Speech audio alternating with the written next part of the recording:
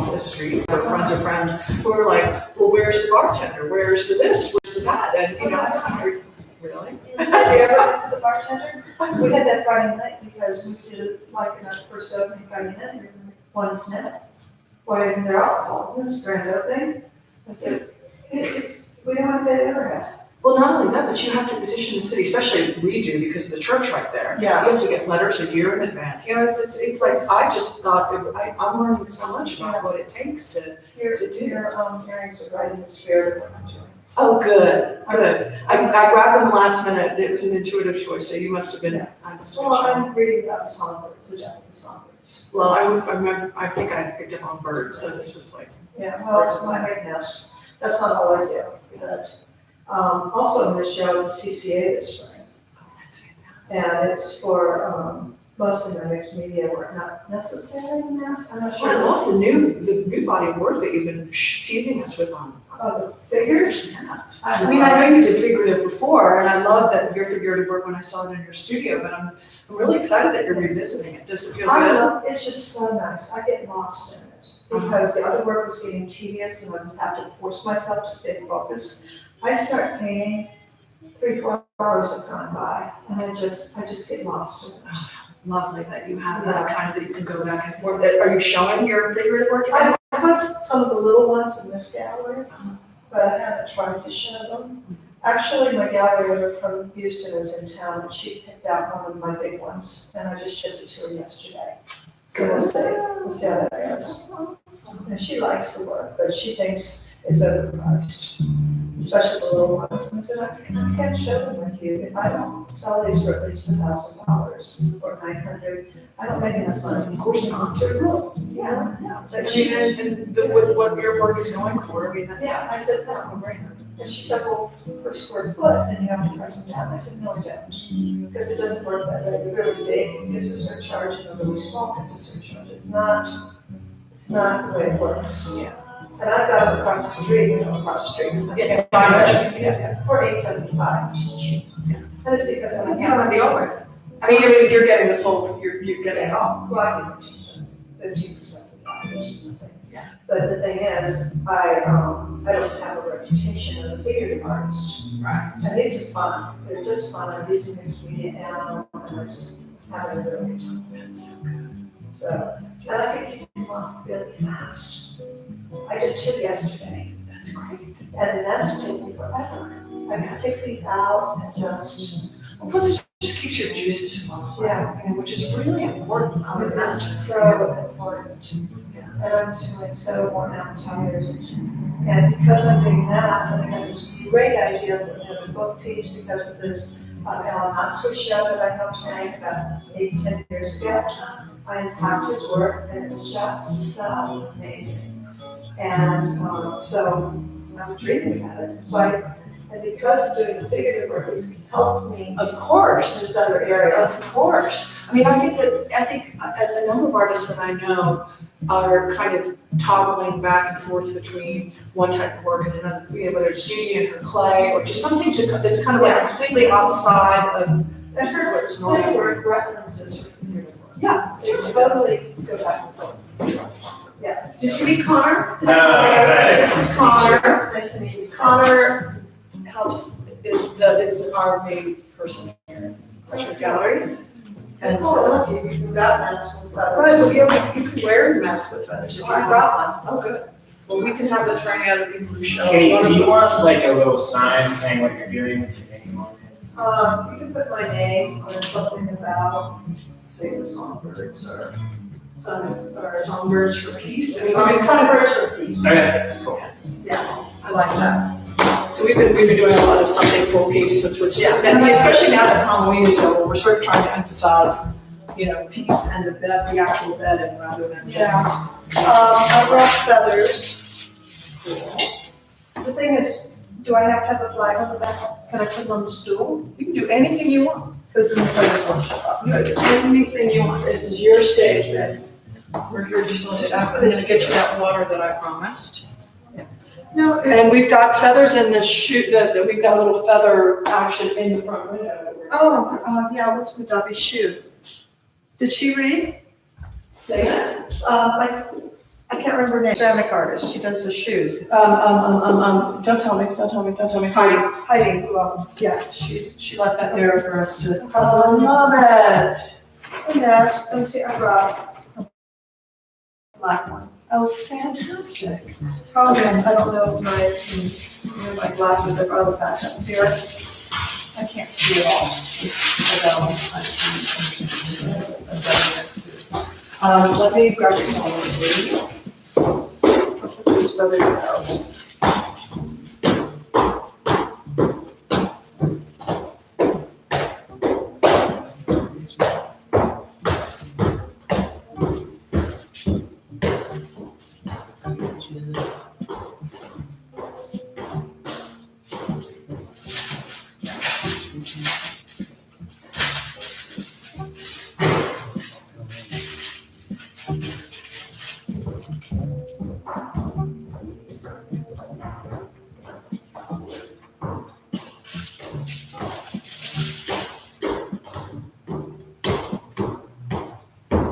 Thinking if anybody's even gonna come by.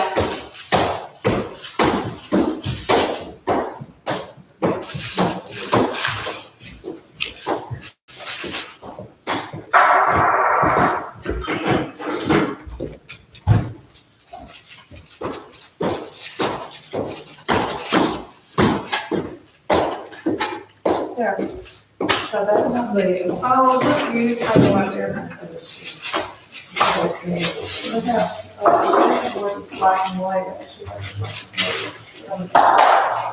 So this is a brand new water, bubbly water.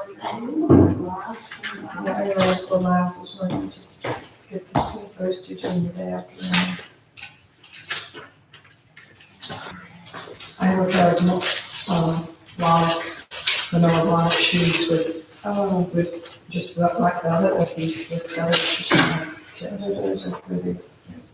I think my princess shoes. Okay.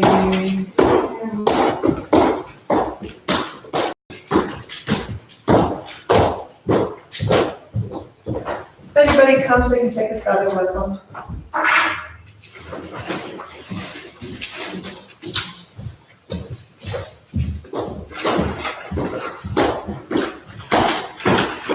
Now to put that back here or underneath the. Let me grab my phone. Because I can always, I'll just put it on mute. So This is it's an opportunity for that.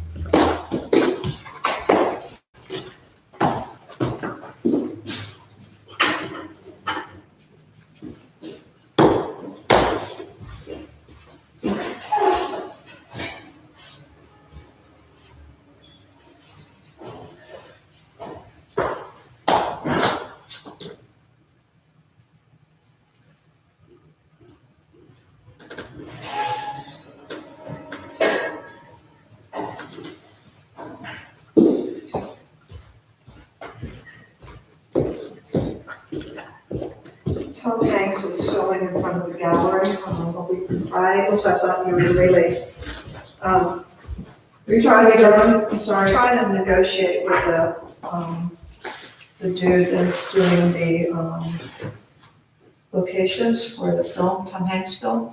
They're filming in front of the gallery in Canyon. Oh, they- Yeah, and then he wants to stop the traffic, take our sign down next Friday from 7 till approximately 2, it could go later. And so he said, for your inconvenience, we'll give you $1,000. And I said, no, you have to pay us for lost revenue. I'm a 480 member, I know how that works. Yeah. And so I'm trying to negotiate. That's what I'm doing. It's always something. This is beautiful, I like feathers. I love feathers. What time is it? It is 3:02. 3:02, so you can just, the stage is yours and. I'll just hang out here until somebody walks in and then I'll pick up the book and start reading. Yeah. Yeah. Up to you, different, people like it different ways. You can either have them, we can put the rope up, or you can invite them to come in closer to you so you don't have to project your voice so far. What do you prefer? I prefer they come in. Okay, great. So that's that.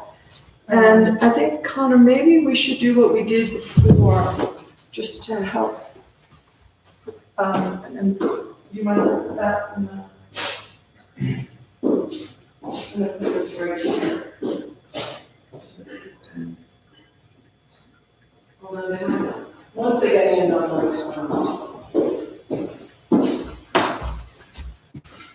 The girl that's in the gallery, she told them that they could do it for free, but she didn't have the authority to tell them that. Okay, so, Connor, I'm gonna send you I'm gonna see if I can read without my glasses on. this.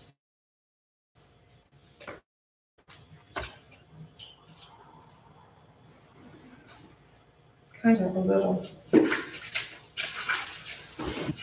Should I send this to you if you want to beam something out and drop? Should I airdrop it to you? What are you trying to say? I was going to send you this picture, the songbirds so we could do a songbirds for kids. I was just giving you my number. Do you have Yeah, it? we should. Okay, just let me add that. Because I also was going to ask for photos of Joanna. Since I was taking the Instagram live video, I didn't get any photos. Okay, I want to do a week recap of last week. excellent. Okay, so I should have your number anyway. Yes. Okay. 425 I'm trying to figure out if I have glasses that will go 985 under this mask. 0799. Okay. And I'll send you some of my. Okay.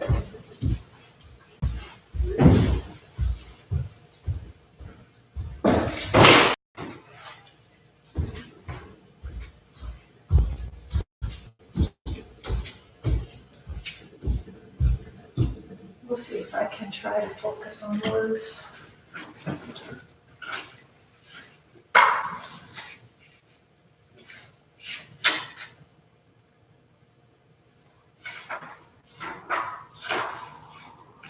Looks like you guys had a lot of fun here last Friday. It's been such an interesting experience. We had a lot of fun last Friday. We had a lot of fun Saturday. Joanna Harcourt Smith was here. She was amazing. She was really I mean, I know her personally, and I've heard the stories. But when she has an audience, she's just so on. Wow. She's really amazing. Yes, I saw that on the schedule, wanted to come by, but it just been swamped. Well, it was standing room only. It was Wow, great. that's good. And I filled that before it even started, too. yeah, people were here at 6 o'clock to get a seat. Wow. Or is that right? Because 7 to 9, yeah, people Yeah. started walking in. And we had the funny thing is that at 6 o'clock, the one before her, 5 to 7, was a guy named Ray Kershaw, I think his name was. Yeah. And he's a Pilates instructor, and he had people doing Pilates. I mean, like people walking in off the street with rubber bands and balance balls and it was hilarious. I mean, I was really doubtful that was going to be a draw, but he had about 6 people in here doing Pilates. It was great. That's great. And then before him was, it was Flora, who was Connor's girlfriend, and Okay. she and her friend of hers did a performance art piece. I mean, they turned this whole thing into like a dorm room, a Victrola playing like Joni Mitchell albums. I mean, just wonderful. And That's they did great. art and stuff, and it was just amazing how different they all are. Wow, that's cool. Yeah. Well, mine's gonna be low key. Yeah, it's great. And a lot of times that's sort of been the thing, sort of the 3 o'clock is sort of low key, and then the 5 o'clock kind of ramps up, and then by 7 o'clock, people are just rowdy. Yeah, It's been really fun. I thought, I signed up early and I thought, when will be the quietest time? I thought 3 o'clock. We'll do 3 o'clock. It's Yeah. great. And thank you for, keeping your commitment. I know you've got so much going on, and I think it's just really cool that everybody in the community has come together to do this. Oh, And not for me or for Barry, but, just for the community. I think it's really cool. It's a great community thing, because I was over at the gallery and I stopped by Home Frocks to talk to Nancy for a few minutes. And, have you been to Home Frocks? I mean, I've been in there, but I don't know the provider. Yeah, well, she's a friend of mine. Oh, wonderful. And I said, well, I gotta go over to Ellsworth. And she says, oh, are you doing the bed thing? It's just like everyone seems to know about it. Yeah, and it's great. And we're overbooked. We have waiting lists only. And Wow. people want to do it again next year, which I don't think we will, because I think we're going to kind of leave people hungry, right? Yeah, And it's an every other year thing. yeah, I mean, and it, again, just like we were saying before, it's just really refreshing to do something for no reason. Next year, though, it would be fun to do something, maybe not this, but it's the election, Alright. which is going to be traumatic. It's already traumatic for me. Yeah, It interferes with my day-to-day life because I'm so upset over the impeachment and Trump and everything that comes out of his mouth. It is driving me nuts. yeah. And No, it's true, and we probably will do something because this has been so much fun. I mean, it's not exactly, big revenue generator, but so much so that, I don't know, It's good advertising. At the least. It's great, and I think more than anything else, kind of this time of year too, and with all the politics and everything, people are so unsettled, it just sort of builds goodwill and gets people able to express themselves in a way that's not the typical kvetching that everybody's been doing, kind of just yeah, do something that feels like you're being more engaging and active. I think, if I were going to do something around the election that would be revenue inducing, I would invite artists to bring a piece in that has something to do with their feelings. Well, that's what we're going to do. So we decided last night Mhm. that for Christmas, because the next show that Barry's really excited about is one that he's got for January. Martine. And so December, we were sort of vacillating about what to do. And we've decided that we're just going to do a huge Christmas holiday tree. It won't be a Christmas, huge holiday tree in the front. And we're going to invite everybody from the community to just bring an ornament. And then at the end, all the ornaments are going to be raffled off, a homemade ornament. And the ornaments will be raffled off for Pete's Place, which is a cool. homeless Yeah. shelter. Or not a homeless, it's for people without. Yeah.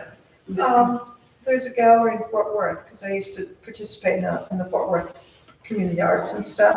They did that every year, and they raffled the ornaments on Christmas Eve or the day before Christmas, and people could take their ornaments home. And the artists in the community got really creative, beautiful hand-carved birds and all kinds of stuff. I mean, I just think it's sort of like Yeah. about giving back. And I think we were trying to think of how to get around, offending anybody by calling it a Christmas tree, but I think we're going to call it Holiday tree. or a giving tree, Giving just tree. a giving tree. Yeah. Yeah. And that way we can even have this closed, so we'll just put the tree in the front. Right. And people can come just while you're here, and it's not as much this has been a lot of coordination. Yeah, And Connor's done an amazing job, I can't but imagine. it's kind of way more than you think. I mean, you hang a show, it's hung, you have a reception, and then it kind of like does its own thing for a month. This has been, Well, you have all these constant. moving parts. yes, a lot of moving parts. Yeah, And it's been very dynamic and good for those reasons too. But I think that Bear's very excited about the idea of just kind of, okay, the door will be open. Yeah. Is that when he's gonna maybe catalog his? Well, I was thinking that, I suggested that we consider that time for that, but the likelihood of him being able to do that, from December, we'd get the tree on like December 6th when we get back from Montreal. Right. And then that just gives us from the 6th to, through Christmas. The holidays are not going to be a very productive time to do well, inventory. Hanukkah overlaps Christmas this year. Right, well, we were talking about doing Christmas Quantica or Yeah. Quantic Christmica Yeah. or I like the have you giving ever tree. seen those Noel buttons, kind of L with the Yeah, shape? So we came up with different ideas, or even, we were even gonna maybe do Festivus for the rest of Well, us. I'm Jewish and John is Jewish. And the thing is with me, I haven't had a Christmas tree in years. And then I married John, he's like, where's the tree? Why don't we have a Christmas tree? I have a Christmas tree. And Well, there's some things, regardless of what it Yeah. represents. yeah, Just on a And actually, it's a seasonal- pagan, it's a Right. pagan thing. Yeah. And so it can be a giving tree, and it doesn't have to be associated with any one particular religious holiday, I think. I But I used just to love the do idea. things like hang branches from the ceiling and paint it gold and I was always making funky trees and stuff. Yeah. But, no, John wants a tree and, okay, we'll have a tree, we'll have a tree. We were thinking about maybe doing a tree, the biggest tree we can possibly fit in there, and Yeah. having cut it off so that it looks like it's going through the roof. And then Yeah, putting another little one on top of the roof, so Oh, that it looks that's like it's fun. actually That'd be funny. going through the roof next to the dragon. Right. I like that idea. You Yeah. can even put kind of a fake thing up there Yeah, with light and then have the lights coordinate, flashing or whatever they do. Yeah, I like that. yeah. So we're just gonna have some fun with it and we'll see. That's a great idea. So what should I do? Should I just sit here? Yeah, just sit here, just hang. Okay. Check your mail. I mean, bring your, read anything you want. Yeah, no, And it's you just just, let me know if you need anything. listen, the bed's comfortable. I like the nice feathered pillows. So, those are my guest room beds. Oh, It's a set of extra long twins that we pushed together to make a king. I bought the headboard on Amazon for $90, and the Oh, pillows cool. came from my house too. So you're Nice. basically a guest in my bedroom, in my guest room right now. That's nice. Very nice. No, this is a nice space too. Yeah, it's a nice space. Okay, so we're sending this to my story. No, we went on a walk in Scotland in September. We left September 1st. We were walking for 10 days.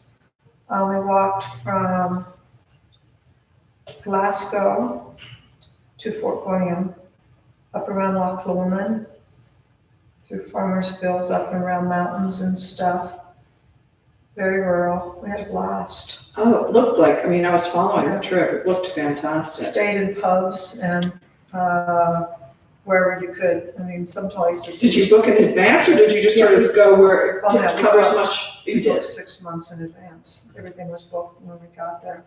So what was it hard to cover? Did you feel sort of forced to cover the distance to get to the next We had destination? to, yeah, because otherwise you were out in the middle of nowhere. There was nowhere else to stay. Like one place, we were in the ski area. There was one little campground and they had cabins, and we had booked a cabin and there were 6.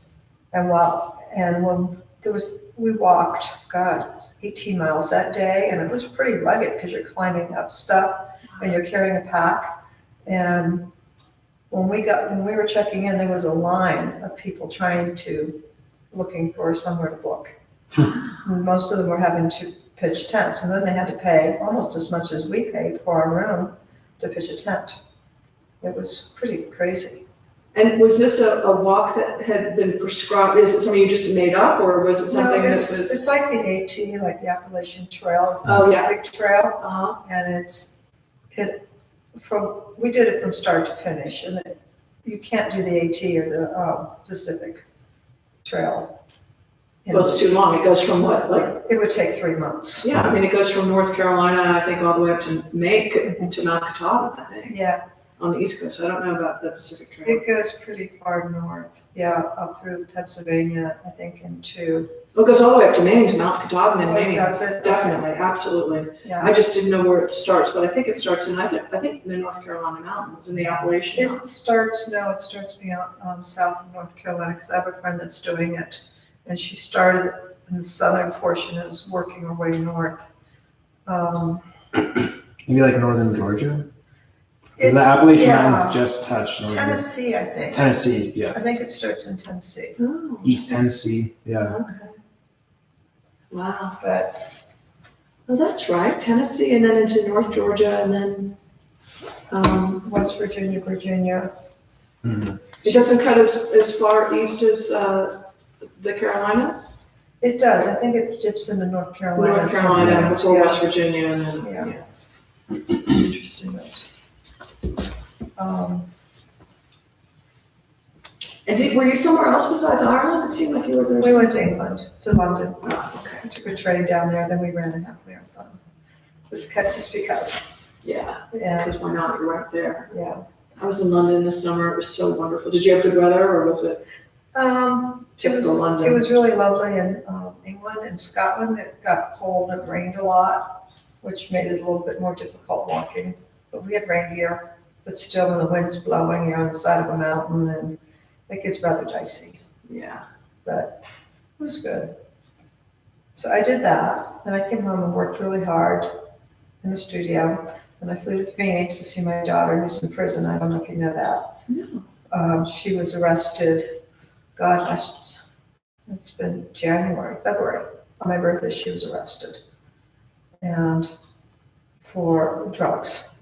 She's basically a victim of the opioid crisis. And I'm so sorry, Kate. It's yeah, so she's in tough. prison for drug possession. She'll get out sometime next year. So I flew to there to see her because it was the first time, because it took me 3 months to get my background clearance so that I could go see her. And then another month to petition the jail for visitation. And that was a long ordeal just to get to see her. And do you know how many people I know who have been through that? It's just insane. Well, I'm suing her doctor. That's another reason I went down there, so I could start the legal process. She had an abortion, okay, and was pretty depressed after, like very upset. I didn't know about it until after the fact. So the abortion doctor prescribed oxycodone. Why are they even still prescribing that shit? And Jessica said, I'm not in pain, I'm in emotional pain. I don't need anything for pain. She said, it'll make you feel better, just take the script. So Jessica told me, we were talking about it in prison, and she said, you know, Mom, I went home, I took it, and I felt so good. It was a euphoria. So I took them all, and I went back to the doctor and asked her if she could re-prescribe, and she did. And then she said, after she went through the next script, she said, I think maybe I need some antidepressants, maybe you can refer me to a therapist. And the doctor said, no, I got this. 3 years later, she's on a fentanyl patch. Fuck. Fentanyl, yeah. I found out about it because I took her to Germany. We were sitting in the side of this hotel in Heidelberg, and I see her patch on her shoulder, and I said, is that birth control? She said, no, it's fentanyl. What? Fentanyl? So I took her off my insurance, and she went to street drugs. It's horrible. Oh, shit. An abortion doctor to keep somebody on. I've never heard of that before. No, God. I reported her, it's all documented. Yeah. So the lawsuit should be cut and dried. I already got an attorney that's gonna take it pro bono. Wow. Well, she'll get paid at the end. Mm. But no. It doesn't get her out of jail though. Right. That's right. No, I am suing the lawyer, the doctor, on her behalf. But it's, It just makes me sick. It makes me sick. And that's what, that seems to be the classic story, is it starts with, in her case, it's even more tragic because it was for pain, it was something that she was looking for, but the kids that I know who've gotten hooked were, it was just recreational to start with. right, And then it becomes too expensive after they've cleared out their parents' cupboard. and they're buying pills for like $10 a pop and stuff. Yeah, and then they buy pills, and then the pills get too expensive, and smack is less expensive than, and there you go. Well, And then there's these bad batches that will kill 20 people in the whole town because they're cutting heroin with fentanyl now. the last semester It's that I cheaper. taught, because I was teaching in Oklahoma before I moved here, graduation, there's a graduation party, and a bunch of my art students were at the party. One of them died from an overdose. This is like the day after graduation, dies from an overdose. 2 others, basically they got some bad stuff. Mhm. There were 8 in the ER. There were actually 3 deaths, but only one of my students had died. I was just livid. That's devastating. Yeah, and I went back for the funeral for her and the students. There's a close-knit group, it always is at a university. And they all signed and did drawings all over her coffin. It was horrible. Just horrible. But no, when I see the Sackler collection anywhere, we were in London and I went to the Tate Modern and stuff, see Sackler, just grr, I don't know. Didn't they just pay a huge amount of money? Not that it's gonna be enough, but. Pittance, most of it will get used up in North Carolina and Ohio and West Virginia. Ohio has one of the biggest Yeah. opioid problems. And Walgreens, I guess, is being sued now because they were one of the major distributors. I don't think a single state is spared. I mean, I think I know people in Little Rock, Arkansas to, certainly the major cities, it's a Yeah. problem. But Even a bad batch just hit the town I'm from, and all these high school kids are dying. Where are you from? Redmond, Washington, outside of Okay. Seattle. But it wasn't even heroin. It was like fentanyl cut into Xanax. Yeah, So that's scary yeah. stuff. Fentanyl tainted Cut into Xanax? So it's kids not even. I mean, Xanax is a drug, but it's not Yeah. a hard drug like. No, but everybody pops Xanax. I know, I'm not that's taking a what's- Xanax. Xanax is very easily available. Yeah, and that's what's scary is these kids. But aren't they're even drug getting addicts. it off the street, they're not getting it from. Yeah, they're buying from a Shreds. dealer. The dealer probably doesn't even know because it goes away at the chain where it's actually cut. And a tiny bit of Xanax can kill you, just a tiny bit. And if you mix that with alcohol, Right. A tiny bit of Xanax can kill you, or the Xanax, I meant tainted fentanyl, Xanax? I meant fentanyl. Xanax on its own won't kill you. It's No, highly Xanax is, I've taken Xanax before, not Right. a lot of it, but. Yeah. Yeah, I've taken Xanax before. It's actually also very highly addictive, but it doesn't have the, I thought it was supposed to be non-addictive. oh, God, no. Xanax is very addictive. Yeah. If you take it regularly, if you take it for like 2 weeks, you start craving it. Interesting, because I was prescribed it just to help me sleep, and so I would take it, Right. just for sleeping, and then I noticed that it was making me feel kind of agitated the next day, so I stopped taking it. Yeah. But That was I know smart. so many people that take it on a pretty regular basis. I didn't know that there were. It's addictive. Look it up, Xanax. I know people that had to come off Xanax. And what you call that agitated and your skin crawling, that sort of thing. And feeling kind of like something's wrong or Yeah. just, Yeah. I didn't like it. It just like I've only done it a few times, but it just knocked me out.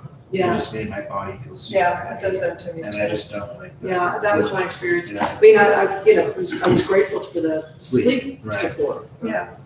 Oh, yeah, going through a divorce. Yeah. Yeah, that is very helpful. Yeah. Yeah, it's, sleep for a while, just forget about things. Sure. It's very helpful. Well, I'm so sorry, Kate, that you're going through that. Is that you have one daughter? Two. Two. The other one is in Texas, and she's moving up through the chain at the abortion clinics. She's now the director of Austin and kind of Houston area as the Planned Parenthood director. Oh wow. Oh, good for her. And she's Good actually, work. Hopefully, the clinics will survive. there's somebody looking in the window there. She doesn't see me, I waved. Yeah, and the clinics have to survive, and they will there. They get a lot of people from the border to live Hmm. Yeah, if somebody comes in, I'll start reading. But no, Katie's doing really well. She's doing great. Wow, what a contrast.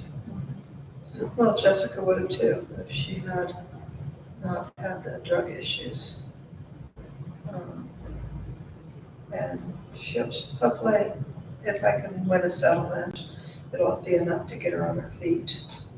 And Man, and I thought we were kind of, I don't know how it was when you were growing up, but, we were pretty experimental with stuff, but luckily what was circulating when we were, Yeah. I mean, like the worst thing you had was a bad acid trip. I mean, it was LSD Right. yeah. mostly, and pot, and, Well, and then cocaine was actually pretty insidious. My second husband died of that. oh, really? Yeah. See, I never used cocaine. It was, even before I moved here with the group of artists in Dallas, Fort Worth, and Oklahoma, they're heavy coke users. I mean, I go to parties after openings and they're passing it around, but I never used it. Yeah.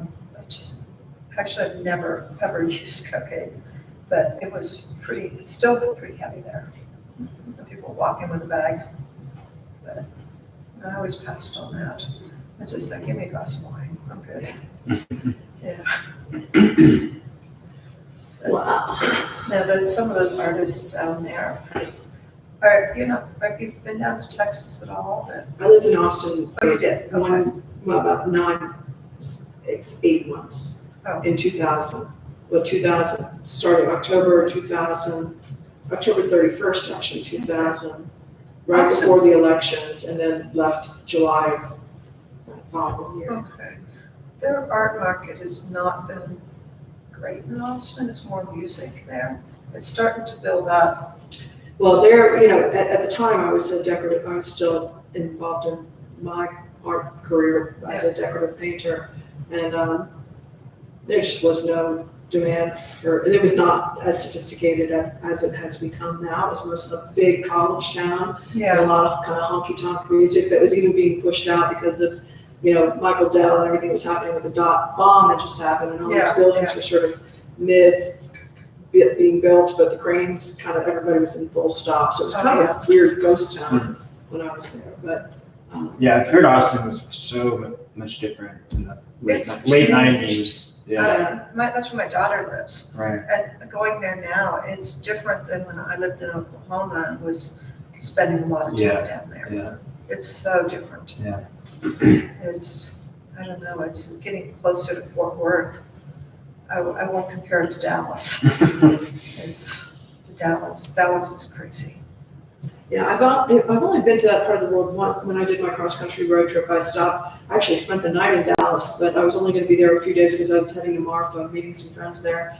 So I ended up hitting the museums in Fort Worth instead. I went to the, you know, The Fort Worth Modern is great. the Kimball and Kimball, the other one. So, Evan Carter. Yeah, there's 3 that are in that triangle. yeah, it's really beautiful. It is. I'm still a member of the Fort Worth Modern. I like they have a great community service. They have great artists, and their artist series every year usually have about around 9 months out of the year they have a speaker. Well, they were doing, what was it, who was it, a retrospective of, not Rauschenberg. Frank Stella. They were doing the Stella retrospective, and they had artists that were reading from Moby Dick and stuff in front of, you know, various different paintings. They were reading from authors whose material kind of related to one of the pieces, so they brought in just different people to read. And so you just, instead of walking into a silent gallery, you walked into a gallery where there were kind of people animated by the reader, and so it made it really fun. It kind of informs what's going on here a little bit. Yeah. It does. The Modern, also the acoustics. Have you been there? No, Oh, it's amazing. I haven't been to Fort Worth. It's Fort Worth is. I like Fort Worth. Mhm. If I was going to live anywhere else, no, it wouldn't be Fort Worth, but I would be a close. I go East Coast, probably. You think, where would you go back, where would you go on the East Coast? Maybe DC. I don't know. It's expensive though. Yeah, it's, I have a dealer in DC, and my work has done real well there. So I've gone there a few times. it's such a different vibe. Where are you from originally? I can't remember. Western Pennsylvania and Oh, Ohio. right. Yeah. So I mean, you John's know from the East New York, Coast. the city. Yeah. He lived in Westchester, in Eastchester. Westchester. And his grandparents lived in Manhattan. Yeah, so I don't know. I don't think I could go back to the East Coast. It's a different I've aesthetic. lived there I mean, I grew up there, obviously, but I've tried to go back twice. Oh, really? Yeah. Both It back doesn't to New stick. York? Both back to New York or other places? Well, last time I went back, I had an apartment in New York and was living in Philadelphia. Oh, okay. Yeah, I like Philly. I feel like if I were going to live in the East Coast in a city, I would choose Philly. yeah. If I were your age, I would choose Yeah, Philly also. Really? And I did, you know, it was interesting to go back, but because I had spent some early life there, Yeah. I kind of had a social circle. It's hard to go back to a city when when you're known, because it's harder to experience it with beginner's mind. Yeah. And Yeah. kind of just be, Right. like, pretend you're a newcomer. I moved downtown instead of living out kind of it was technically downtown, but it was sort of the burbs. And I just couldn't, You Yeah. know, I couldn't kind of break out of my social circle, which I wasn't necessarily embraced by anymore because I'd been gone. Right. But it was just, it was weird. It was mostly marrieds, you know, Oh, and I was married, but Mostly married. yeah, I was sort of I've been kind of there. married. I know they're mostly married, yeah. It's a strange never world. Yeah. Yeah, a lot of young people are moving there. Well, there's Fishtown. I mean, there's some cool neighborhoods that have been Yeah. developed just in the last 10 years. That just it was just industrial, you know, non-space. Now those are all like the cool hip neighborhoods that are really cranking. You know, I like Pittsburgh. Pittsburgh's very cool. Yeah, I haven't been there. I was actually living before here. Flora and I were in Reading, Pennsylvania, which is like an hour outside of Philly, because that's where she's from. Right. So I And got I to lived go- in Lancaster. I think we had. Oh yeah. She's from Reading, Pennsylvania? Yeah. Yes? Okay. Yeah, which is a very depressed Yeah. city. Well, it's very class segregated, but the poor side of town is Well, that's a lot of Pennsylvania. a lot of like that. Pennsylvania. A lot of Philadelphia's just been like that. and That's why I Ohio think it's and- interesting here. I was there last year. I don't know, I just have had a hard time wrapping my brain around Philly. I just, Yeah. maybe because I was mostly downtown and really didn't see any of the residential areas other than downtown. Yeah, I mean, it's like any place. I mean, you kind of have to know. It's probably a better city to live in than it is to visit. Yeah, And so unless you live there, you kind of don't really have a feel for it. But we were just there for a weekend. John's nephew owns a restaurant down in the downtown area, so it was a lot of eating. yeah, And it was good. well, it's become a food town. It didn't used to be. Back in the early days when I lived there the first round, you know, it was sort of a second class, very much a second tier city because anybody who wanted to go to city would go to New York because it's just an hour and a half away. So it could never really compete. But now you get all these young people that can't afford to live in New York anymore, and it kind of has completely transformed the vibe. These people walk by one way, now they're walking back. Yeah, it's so interesting just even to be in bed and look out and just see how people engage with the storefronts. You know, they're either completely not paying attention or they're window shopping. There are very many window shoppers. They're looking at the stuff at the Keller Williams sign. My whole book club was going to come, but most of them are working. Yeah, Yeah, I told them to come and read with me. well, that would be great. Well, I think they'll show up. The problem is, the two of them are artists and they're mad at me because they're not in the gallery. It's amazing, opening a gallery, now you all of a sudden have people that are mad at you. Because Well, it is so interesting, and I have to say that I mean, one of the things, it's been a really fun way to kind of enter Santa Fe as a newcomer with urban art treatment, which is sort of a different thing. You know, people have been very, very receptive, but because I'm not, I'm starting to feel like I need to start delivering on the promise of bringing people in, but it's a very different approach than being a gallery, although I'm starting to get a lot of calls or requests a week for me to do studio visits so that I'm part of it. I'm And going to not take this, or do I do that? that's a wonderful ring to No, it's my daughter. Oops. There. It's my daughter from prison. I can't call her, she can only call me, and it costs me, how much is it? I pay $100 a month on my phone bill, Why? talking to her. Why? Because the calls from prison are all, I have to put money on the phone card, and the card it's about $1 a minute every time I talk to her. Who's profiting from The that? prisons, that's the way the prisons are set up. I can tell you stuff. Is it a private prison or a public? No, it's Perryville, it's a women's prison in Phoenix. First of all, like I gave Jessica money to buy a television. I had to put money on a card. It's a special kind of TV. It's transparent, so nothing can be hidden in it, I guess. Right. And then they control what she can watch on it.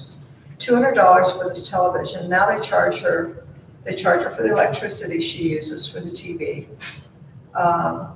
She has to pay for anything extra for food. Most of the food is donated, it's leftover stuff from the grocery stores in town. Her prison clothes she has to buy.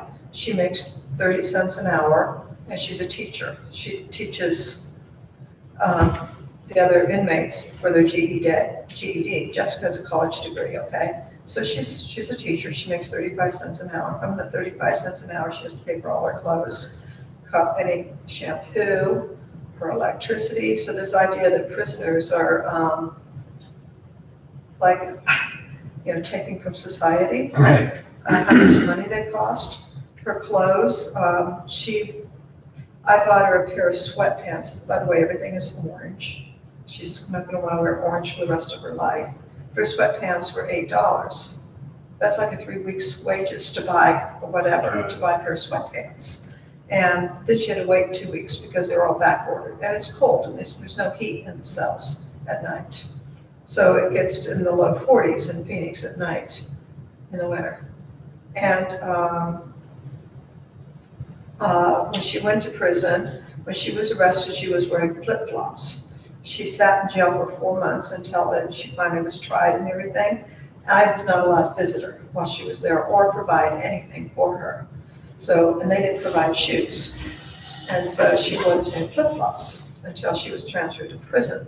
And so at prison, they also don't provide shoes. So they have a bag that comes from Salvation Army, and she was able to pick out a pair of shoes. She was a size 10. And so there weren't very many size 10s. And she said it was just the ratty, stinky shoes. And also they don't provide underwear or bras. They're not allowed to wear bras. Well, they can't wear bras with wire. And I can tell you these horrible stories. And so she got these battered up shoes that she wore for a month before, 2 months, until I was able to get clearance. And once I got clearance, I was able to put money on her card, and then she could buy some orange canvas slip-ons, so she could walk. It's a horrible situation. And what did they do in terms of, was she still in addiction mode when she was arrested? Yeah, So what did they do to support her? Nothing. Cold Cold turkey. withdrawal. Cold turkey. She's sober now. And she says, Mom, I'm never going to use anything. She said, I'm not going to smoke, use caffeine, anything. She won't use anything. Does she feel okay now that she's She off looks everything? good. No, she looks good, except her teeth are ruined. Her teeth are totally ruined from meth. Meth destroys your teeth. Oh, she was doing math also? She was doing meth for the last year, and it has destroyed her teeth, which really pisses me off because I spent $20,000 on her orthodontics. Oh my God. Yeah, no, I'm totally pissed off. But no, that's another reason for the lawsuit, to fix her mouth. That doctor can put the money into my daughter's mouth. But anyhow, she's a teacher. I met her boss when I was there last week, who loves her. So she's just an incredible teacher and does really well with the other inmates. Helps them get through, past. They have all these education things. She's on a long wait list to get into the addiction program, which is a 6-month program. But they have one program, and they have a list of, I don't know how many hundred women trying to get in it. Well, the addiction program, it sounds like she doesn't need it anymore. She's been kind You of always need it. Yeah, you always need it, at least to get the skills necessary to not go back to the drugs when she gets out of prison. And that's what terrifies her. And we're trying to get her to a program in Austin, so when she leaves Phoenix, because Phoenix is a freaking hellhole, to get her to Austin, where her sister is. And they have a kind of a 4-year program. It's not the first 6 months is residential, and then it's outpatient treatment, and they help her get a job, and outpatient treatment and therapy, and the whole program goes 4 years. And she really. Can she read and stuff, or is she allowed to have books and? That's another thing. They quit books. They have a library there, but she said the library, since she said 70% of the inmates don't even have a high school degree.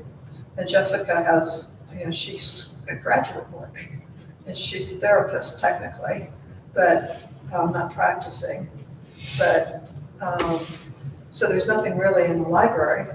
And they stopped they used to be, you could buy books from Amazon and have them shipped, but they stopped that because I guess contraband was in it. So the only way you could ship books to the prison is directly from the publisher. Publishers rarely ship books, so they approved Barnes and Noble. So I order her books, and I get a message from Barnes and Noble, okay, they arrive. It takes them 3 weeks to get through the prison mail system to get delivered to her. In fact, she just yesterday got the books I ordered her September 15th or 20th or something. Yeah, it's just ridiculous. Can I have a Kindle? Download? The prison is trying to approve a Kindle system, but it's going to be expensive for the inmates, kind of like a phone call. If she gets a book on Kindle, it's probably like paying $30 or $40 for a book. It's ridiculous. So basically, I just and then I ordered her one book, and they decided it was contraband. I found that one out when I was there. It was sitting up front for me to pick up, because they wouldn't let her read it, because it was about a tattoo artist that gets involved with drugs and writes her life story. And I thought, oh, that'd be good, because Jessica was thinking about writing an autobiography. That'd be good. You read one. It's contraband. Why? Because it had to do with her use of drugs, I guess. Well, can she read about like recovery or something? You would think that she could, if she has to wait that long to be in a recovery program, there's so many wonderful books on recovery. I sent her books when she was in jail. They were actually freer in jail with what she was able to get. In prison, it's really difficult to get anything to her. Very difficult. And I asked her about how she washes her clothes. Hello, welcome. Okay, I'll stop reading. Birds were my nature's delights during my childhood, but they were not the stars of the show. Visits to the cottage were a kid's dream, filled with swimming, canoeing, and building makeshift forts in the woods. During games of hide and seek, I shrank into the ground, breathing in the tangy scent of pine needles. Hi, would you like to join me? And pass the time watching whirligig beetles clumsily rowing into each other, blue damselflies dancing an artificial ballet over the water, and spiders doing tightrope walks. My family would gather at the living room window to admire the imposing figure of the great blue heron standing on his rocks, or when someone sported sorry, I'm not wearing my glasses, a merganser duck and her fluffy brood bobbing in the waves along the shoreline. On crisp fall mornings, loud and insistent honking sparked a stampede on the dock, where we counted the low-flying geese as they headed south on one squadron after another. I don't remember paying much attention to the little songbirds that nested in the blueberry bushes, cedars and pine trees, the red-eyed various song sparrows and yellow rumpled warblers went about their business year after year despite their noisy kids and a dog that invaded on weekends on summer vacations. Little did I know that songbirds would lead me on a life discovery and adventure, of dodging surprise rattlesnakes in the desert of Arizona to dodging aerial bombardment by angry howler monkeys in the tropical forests of Panama. The gateway to any passion for these feathered jewels began with graceful swallows. Through my own interest was their fierce battles for nesting cavities. As an undergraduate student, my summer home, Orenfield Station in southern Ontario, was also home to dozens of nest boxes that were, I'm sorry, I have to People see the show, so Yes. only sit here. Thank you. For nesting cavities. As an undergraduate student, my summer home at a field station in southern Ontario was also home to dozens of nest boxes that were lined up row after row in several different hayfields. each one with a vigilant tree swallow perched atop or flying nearby. Shiny bluebacks glittered in the sun as the bickering swallows circled their boxes like little fighter jets, scolding and chasing intruders that dared to come too close. The nest boxes are so valuable that both males and females have knocked down drag-out fights with desperate stragglers that arrive later in spring and have no place to breed. Once during nest checks, I opened the door of a box to find two females fighting so intently that they did not even notice a giant face peering in at them. I studied the swallow battles for several years and earned a master's degree, but this was not enough for me. I was hooked for life on the challenge and satisfaction of posing questions of nature and devising ways to work out the answers. My PhD at Yale University in the late 1980s was on another swallow, the purple martin, though this time I wanted to know how young males finesse their ways to home ownership among older males who control all the nest cavities. Each spring, I loaded up my pickup truck with most of my worldly belongings and drove across the country by myself to study colonies of martins in southern Oklahoma. This is where I saw my first roadrunner and spent many hours awestruck with the bright salmon orange flashes and elegant tail streamers of scissor-tailed flycatchers as they did spectacular loop-the-loops in the air as the females quietly looked on. I got to know tree swallows and purple martins intimately after holding dozens in my hand and spending hundreds of hours watching them as their nests at their nesting houses. But until the end of my PhD, I had barely given a thought to what their lives were like after they left their breeding grounds. My outlook changed forever when I was invited along on a field trip to Brazil with the Purple Martins Conservation Association and Dr. Jean Morton, a senior scientist at the Smithsonian Institution's National Zoological Park. This is all the introduction. Paradise not yet lost. After a grueling day of travel in early February, we ended up in southern Brazil at a small lodge in the Taixa National Park, sipping a well-earned strange drink, the national drink. The next morning, I sat on the patio taking in the first look at wild toucans, parrots, and other exotic tropical birds. But we were there to study martins, not birdwatch. So after breakfast, we began the long drive to the busy town Rogaria Ranto on the town of San Paulo. We needed to find the park in the center of town where martins slept at night by the thousands, so our driver pulled up to a group of men standing by the side of the road. In his rough Spanish, Jean told them we were looking for swallows or golondrinas. Amid white smirks, winks, and knowing looks, they gave us the directions. Our Brazilian driver laughed and explained that golondrina was the local nickname for the prostitutes who, like martins, congregated in the park at night.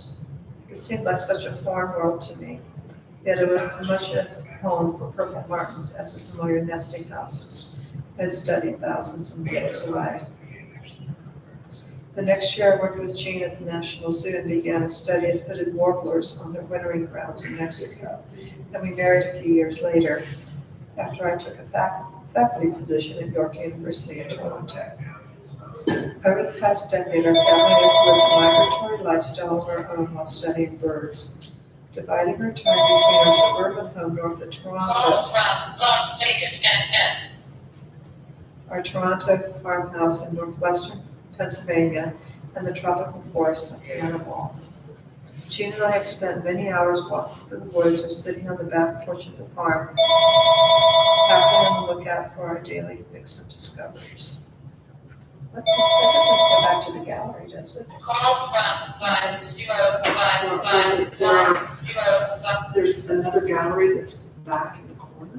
Yeah, it's next to this one, because this was always the other space behind here. This is gallery space, but there's also another gallery in the way back to the right. Oh, And then okay. there's also the east gallery, this is the west gallery, this is the east gallery, and then there's the South, north, gallery. yeah, north, yeah. But it's just a smaller gallery back there. And then actually he's got a screening right here too. I don't know what they were coming through for. So. We're going to come back through here. I'll just keep reading a few minutes. We are seeing dramatic songbird declines around the world, not just in North America. In Britain, a wide variety of songbird species have suffered enormous losses in numbers since the 1960s, including a 95% drop in tree sparrows and an 80% decline in hornbunt buntings. Other songbirds that have declined seriously include bullfinches, skylarks, civets, and wagtails. Britain has little forest remaining and most open lands are used for agriculture, so many of the birds surveyed are open country and farmland birds. Woodland species are faring no better. However, about a third of the species surveyed declined by over 50% from 1966 through 1999. The possible causes of the declines in Britain are as varied as for North America: loss of wintering habitat in the tropics, loss of breeding habitat, exposure to pesticides, climate change, and increased predation pressures. On the other side of the globe, extensive loss of woodlands in southern Australia has meant that once common songbirds, like the hooded robin and the brown creeper, are now missing from whole regions. There is good evidence of population declines in many other species, and ornithologists predict that unless drastic changes are made, the country will lose half its land birds over the next century. Wow. It's pretty dire. It's amazing. 50% decline between 1966 to 1999. Who knew? And I've never heard that Yeah. statistic. it's pretty amazing. Researchers from the Center of Conservation Biology at Stanford University published a formal analysis of the state of the world's birds and ended up with an ominous warning to all of us. They analyzed the current status of all bird species living today, almost 10,000 in all, as well as the 100 or so that have gone extinct in recent times. The International Union of Conservation of Nature and Natural Resources currently lists 1.3% of the world's birds as recently extinct, and 12% is threatened with extinction in the near future. The Stanford group uses different scenarios for the effect of climate change and habitat loss on birds to forecast what is likely to happen by the end of this century. If forest loss continues at its present pace, it is quite realistic to think that within a few human generations, we will lose 1/4 of the world's bird species. That's 24%. That's by the end of the century. That's 4 generations. That's a lot. Migrants such as purple martin seamlessly switch from being tropical birds living somewhere in Central or South America to marathon flying machines that travel several thousand miles in a month. Just as easily, they become showy songsters obsessed with mating and breeding, and devoted parents tending eggs and caring for young. Each species has a different story to tell along the way, but the rhythm of the journey is shared among the migrants. We will unravel the mystery of the disappearing songbirds by taking a journey with them. Our trip begins in the tropics, where migrants spend more than half the year. So basically, we're looking at already a 50% decline right now in population. Not extinction, just population. Wow. So, Wish we had a soundtrack of songbirds in the background right now. I thought about that, but I don't know how I could find that. I should have done it. I probably could just Google it and find it. Let me see if I can do it. I can look at my phone.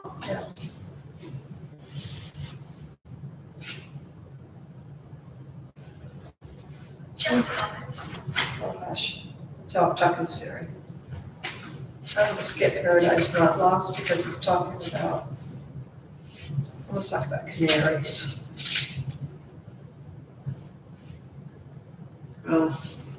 Apparently there's a movie called Songbird that has a soundtrack, but that's not what I'm looking for. Yeah.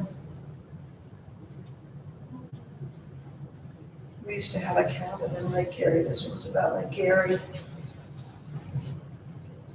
One hot summer evening in mid-August, I sat in my canoe by a marsh near Presque Isle State Park in Pennsylvania on the shore of Lake Erie. The sun was sinking low on the horizon, and high above me, tiny dark specks were visible against the clouds. Thousands upon thousands of purple martins swirled in huge clouds over the marsh and dotted the sky for as far as I could see. Hundreds more were skimming low across the waves, searching for a last meal before nightfall. As the sun dropped below the horizon, more and more martins flew in toward the marsh from every direction, and the swirling masses grew even larger and larger. It was impossible to count them all, but there must have been more than 40,000. The purple martin is the world's largest swallow, yet it would fit comfortably in your hand. Its long tapered wings are designed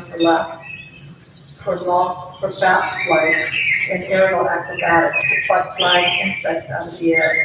The martins were here to sleep in tall reeds of the marsh, protected from predators by the deep water surrounding the large reed bed, nature's version of a bird hotel. Without warning, waves of birds dropped out of the sky in unison, forming a tornado-like funnel as they disappeared into the reeds. Once in a while, a sudden gust of wind bent the reeds down like a giant hand shaking the bed. Hundreds of martins streamed out of the marsh, flying low and right at me.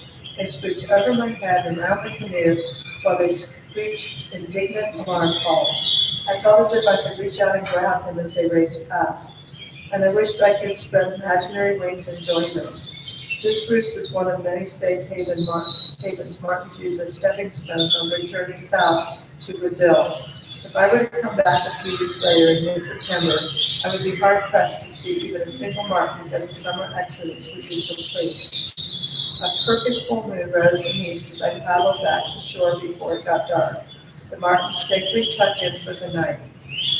Big storms had been brewing over the land since late afternoon, and the towering land edge with black cliff, a huge floating disk emerging behind them. A distant lightning bolt lit up the bottom of the clouds briefly. I was tired and heading home at day's end, but as I paddled against a headwind, I thought about the hundreds of thousands of songbirds that must be found in the forest and hills around me, only minutes away from taking to the sky. The warblers, tanagers, thrush, and countless others were about to begin their journey, making their own storm. The night travelers will head southward and any navigation skills, not knowing exactly where they will land, driven by instinct or successful migration by their ancestors. Okay. King Ranch in Texas is a huge ranch. It is probably, Texas is big. 10% of the land mass is probably owned by the King family, and they support artists. They have a yearly auction, big party that's like lasts a week long, and they'll bring artists on their property for all expense paid. I've done that in 3 years. It's just a blast. And they have all these wealthy people, and you bring a piece and they auction it, you get 50% of the proceeds. It's a lot of fun. But one of the things that they do is they protect birds. It's passion for birds. And they own all this land. It's Corpus Christi, west of Austin. It's that whole section down there. It's called the King Ranch, and you see King Ranch pickup trucks and Oh, stuff. I know King Ranch. I went there because they're doing a lot with sustainability, right? Yes, Right, and Yes. so when I was doing my graduate work at UT in sustainability, which is where I did, we went there because they did a whole natural resource management kind of program exactly. that I was, was paying They attention to. also are concerned about birds. And they have And full-time, bats. and bats, Yes. the all freaking kinds of, bats. yeah. They hire full-time ornithologists Yeah. to track their, they feed That's them, right. protect their habitat. I didn't know they had an artist residency program also. It's not a residency program, it's a, more like a party time. Right. It's, they have an auction to raise money for, things like that. Right. Conservation, Right. Right. And they're kind of one of the best examples in, I think, Texas, but maybe even in the country of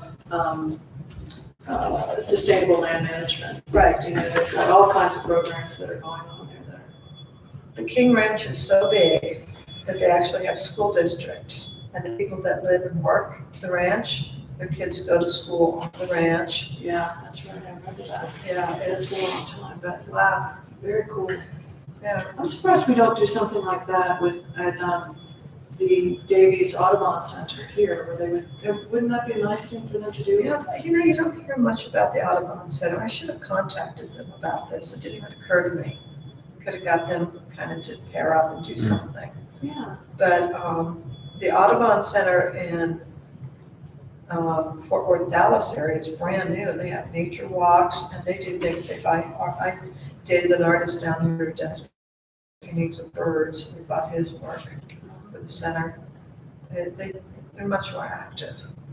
Yeah, I mean, I've never heard anything about the Audubon Center here, except that I know that it's a beautiful property, sort of up Canyon Road. I've never heard about that. Yeah, It's nice. I like it. Is it beautiful? Yeah. I mean, it's supposed to be a beautiful facility. Yeah. it is, and they have a nature walk that's about a mile. Have you done the walk? And I've done the trail that you can take that leads up to it. Right. That goes along the, it's kind of like swampy almost. Uh-huh. There's like a little pond. Yeah, and they have bird watching there, and Yeah. little signs of what to look for. There's bear sightings here too. Mhm. And I saw like bear dung when I was on my walk there. Well, so we had some people wander in and wander back. I've got another hour. Yeah. I feel like this is probably the quietest time slot, Thursday, 3 to 5. Well, it's funny because, 3 to 5, it depends on what's going on. I think the time change has actually made a difference because people are not, they're kind of going home earlier instead of hanging out downtown. Yeah. It's changed people's, 5 to 7 is good because we catch people on their way to dinner. yeah. 5 to 7 slots a little busier. And then 7 to 9 is usually just populated with people who have made sure they invited their friends to come hang out. Yeah, I didn't do that. It's fun. Yeah, that's fine. When we conceived of this, part of the idea was that, since there was a lot of downtime, we wanted it to be, quiet. And even if people were tuning in and there's sort of not a lot going on, that's kind of the whole point. How about a few minutes with not a lot going on instead of sensory overload constant? Well, John Lennon and Yoko Ono, when they did it, they set hours just sitting and talking. Yeah. And that's kind of the way I saw this. That's why I didn't do a lot of, I figured it would be based on chance. Yeah.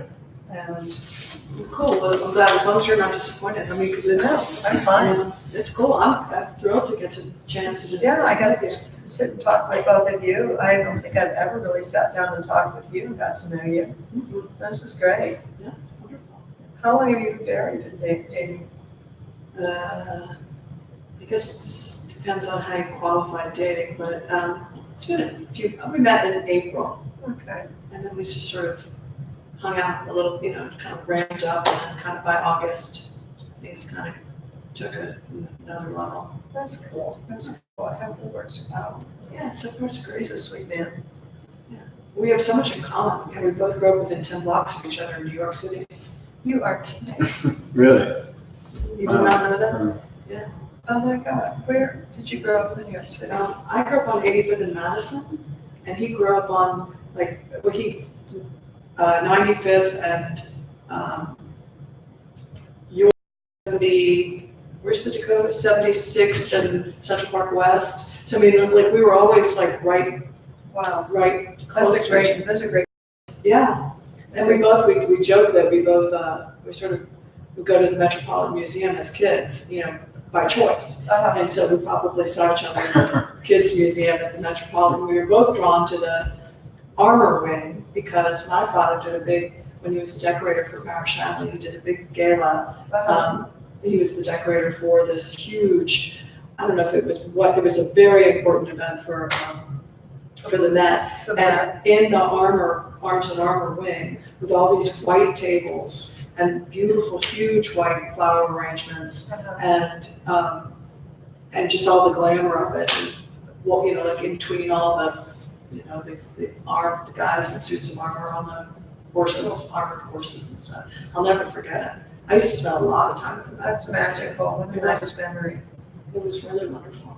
Yeah. And so, yeah.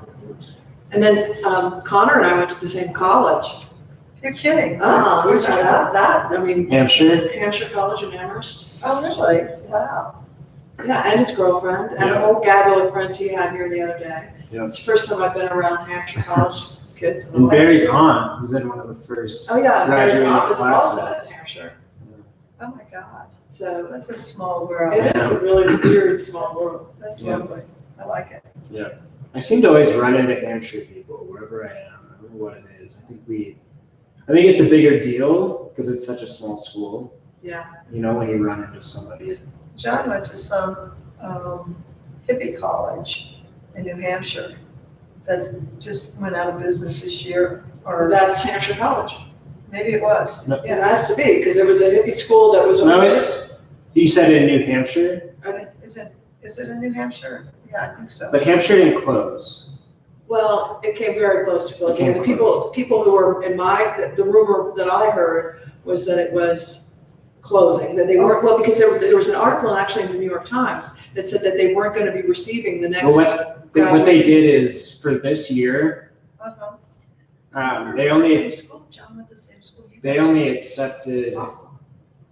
14 students, Right. Yeah, but they just announced that they're accepting a full class next fall. Well, I heard they were acquired by UMass. They weren't acquired by you. well, we're going to his reunion next year, so I'll find out They which one were- it is. Well, you could just ask him right now, couldn't you? Yeah. There was a rumor that was going to happen, Yeah, but that didn't happen. but I know a lot of the schools donated money, but kind of no strings Oh. attached. Interesting. But I don't Is it on his think it Facebook was- page? What? Is it on his Facebook page?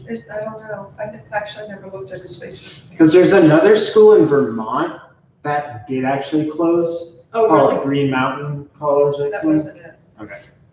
Well, Bennington is in college. That's the only other, like, sort of known hippie school. Yeah, Bennington, Hampshire, similar. But Bennington's not I know, close. they're They're fine. huge enough. Yeah, they have much bigger than He's in a meeting. Well, I went to the meeting at 2:30. He's out by now. He'll respond.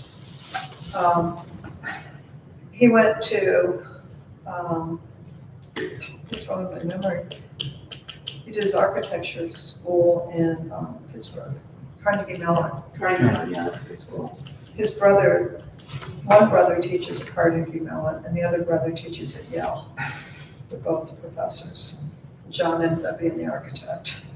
So it was very cool. That's great. And is he, is he practicing right now? As I know he did your studio and now he's got this project, so He's this is he's like a lot all of over the time for. place. He owned Modulus Architects in Albuquerque, which he founded. He sold it when we got married because I didn't want him driving back and forth to Albuquerque. So now he's doing stuff for Meow Wolf. He's building residential homes. He's building a house that from the air looks like a flower for this guru out on Highway 14. Seriously, it's a big flower, a little big pot in the middle. He's building an industrial office building in Albuquerque. He's all over the place. How does he have time to do all that and run a gallery? I guess because you got somebody else running the gallery. He's just multitasks. Well, I did a lot of the startup, that kind. Not actually the gallery. I only actually spent 1 full day, 2 full days there, which is plenty for me. Yeah. And I told him, I said, I never want to own a gallery. I never want to be in the gallery business. I never wanted to sell my own artwork. This has never been something that was high on my list. So this is all what he wanted. He says, it's always been on my bucket list to be a gallery owner, so I can check this off. I said, okay. Well, you found a really great way to do it. I mean, I think you're. Well, Joanne, who owns that complex, it's really a cool, I don't know, I mean, I saw the address, it's like 8 something, but where is it? it's 5x4. Oh. It's across the street from Gallery 901. It's near Selby Fleetwood. Yeah, Yeah, Selby's closing. okay. Yeah, I did. Yeah, that's because their rent went up to $9,000 a month. Okay, I think you were the one who told me that, actually. Oh, yeah, it's awful. But anyhow, 5x4, so you have hung frogs and then where we are, and then it's a box shape. There's a courtyard in the middle. Luann lives across the courtyard. Then the place next to her is a B&B. She owns that she rents. And then right across, she's totally restoring. It's a 2-bedroom, 2-bath, and it's behind Home Frocks, and she's restoring that for a B&B. And then there's Home Frocks and then the little gallery. And so she basically has that whole complex. that has owned it for years. Yeah.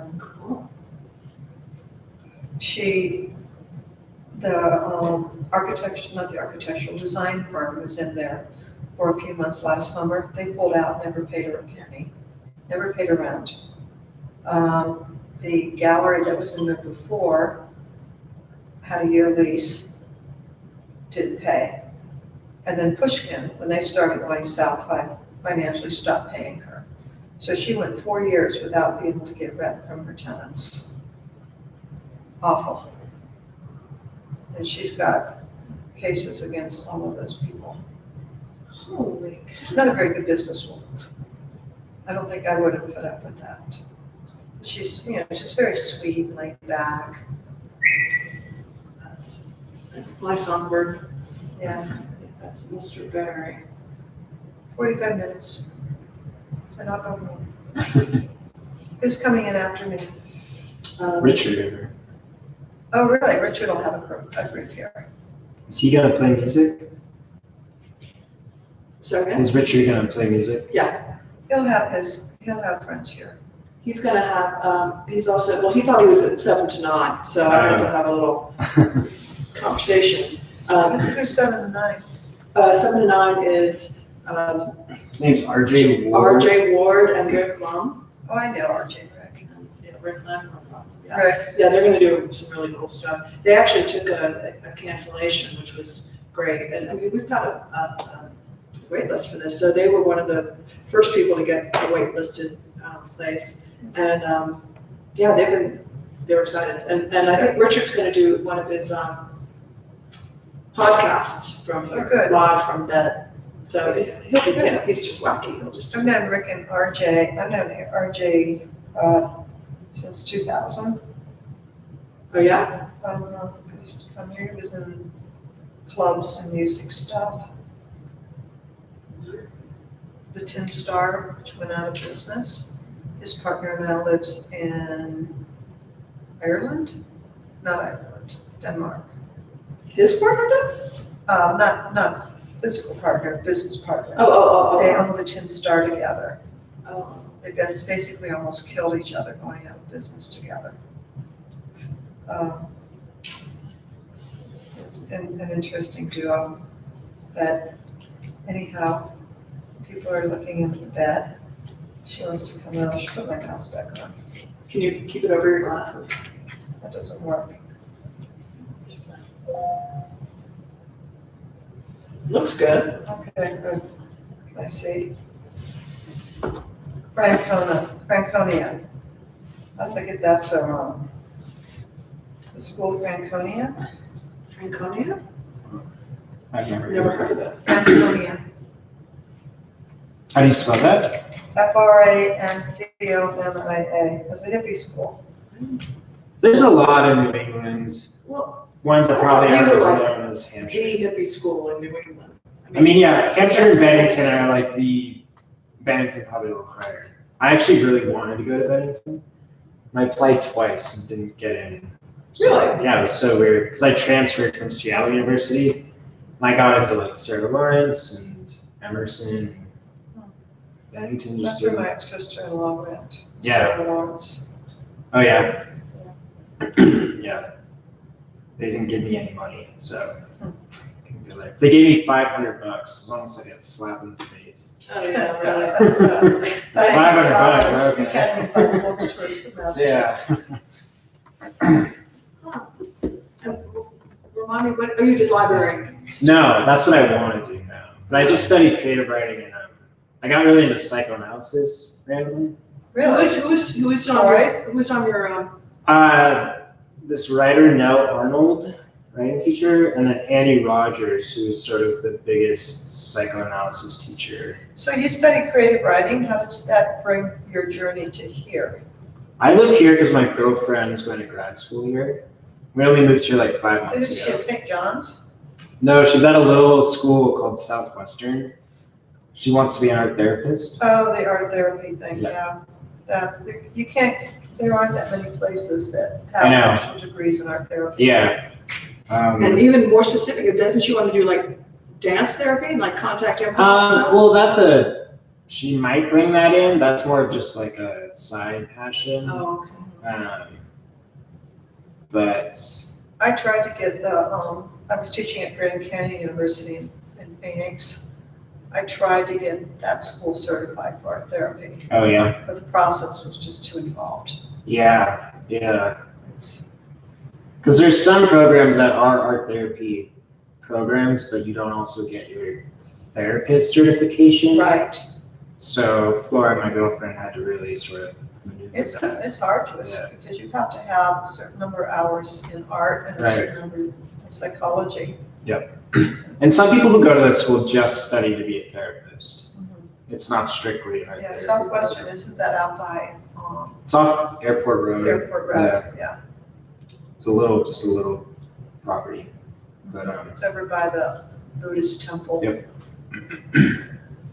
I know where that is now. Interesting. Before I moved here, I rented a studio there for a few months. at the Buddhist temple. Pardon? At the Buddhist. Oh, no, in the neighborhood, in the Oh, okay. area. There's a bunch of live work studios. Yeah.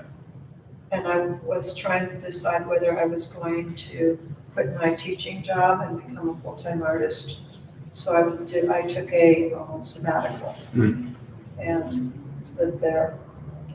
Because I had been a resident at Santa Fe Art Institute. I was there for 3 months, then I had to go back and teach. And I had fallen in love with Santa Fe and wanted to move here. And I was tenured, which was helpful. Wow. I basically walked away from a tenured job to move here. Wow. Everybody thought That's impressive. it was scary.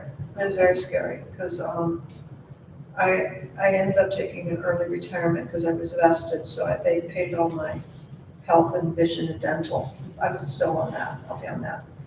And I got a small stipend once a month because to buy out my tenure. I just didn't want to teach anymore. I was done. So moved Do you think 10 years are a good idea? I'm just curious because tenure for professors? Yeah. I did. I fought for it as an artist. It was Well, I mean, I understand why it's a helpful thing to have, but do you think in retrospect, since you got tired of teaching, do you think enough teachers who get tired of teaching do the right thing and give up their tenure? Or is it too tempting to just kind of stay and milk the system and be a boring, bored teacher?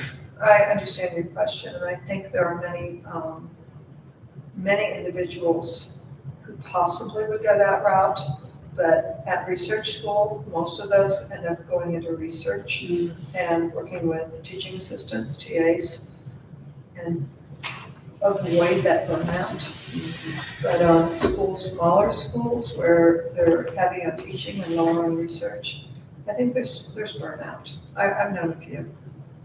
And where they just get really tired teaching the same things over and over and over again. Yeah, I would imagine it would be, kind of challenging to kind of keep it fresh for yourself and for the students. And With me, I pretty much was allowed to, I taught most all the drawing classes that I wanted to teach. I taught life drawing, I taught advanced drawing, and I could teach the curriculum. I could do it any way I wanted.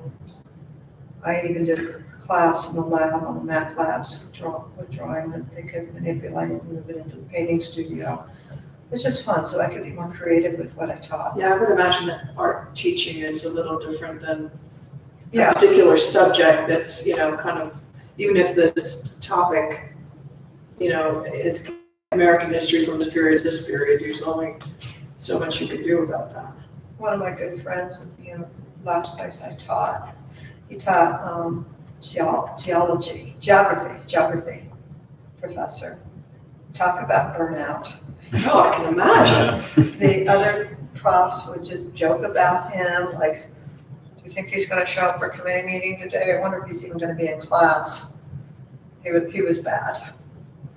Wow. Well, it's got to be hard to teach that topic over and over and over again. I mean, geographic boundaries don't change that much in the course of a tenured professor's life. Even if you're teaching the upper division classes, it gets to be really old I mean, if you've got like a graduate class and you've got really interesting students and you can do really fascinating things, that helps. But if you're just, that can't be the only thing you do unless you're at a big school and then you're a senior professor. Yeah. It's like John's brother, David, he went to Yale. He's into cancer research. And he doesn't really teach. He has graduate students and stuff. He does research. And he's working on melanoma research. And his other brother, they're both tenured. Richie, he works with sound and how sound and environments affects people. That's How what interesting. motivates them or doesn't. Yeah, that's interesting. That, maybe it's just interesting to me. Yeah, I like I guess it. it's more interesting. They have one daughter who's a harpist, which makes sense. But, It does totally make sense. well, just talking. It's like a therapy session. I just lay here and It's nice. It's nice.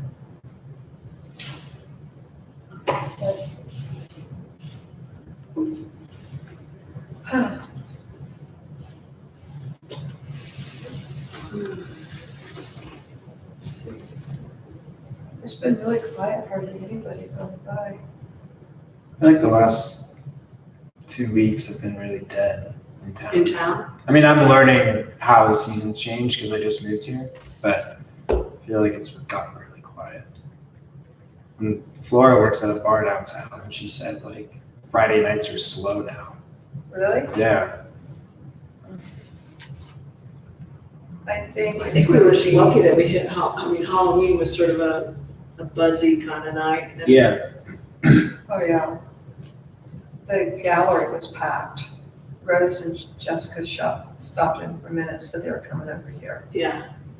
There was You no- saw the picture of everybody, it was just, it was a carnival. How rowdy. It was a rowdy bunch. I just didn't want to do that. Yeah. So, It's I've been a hermit very much lately. I'm gonna make myself a cup of tea. Would you like a cup of tea? Pardon? Would you like a cup of tea? No, I'm good. I haven't drank my water. Tea. I'm reaching for bed.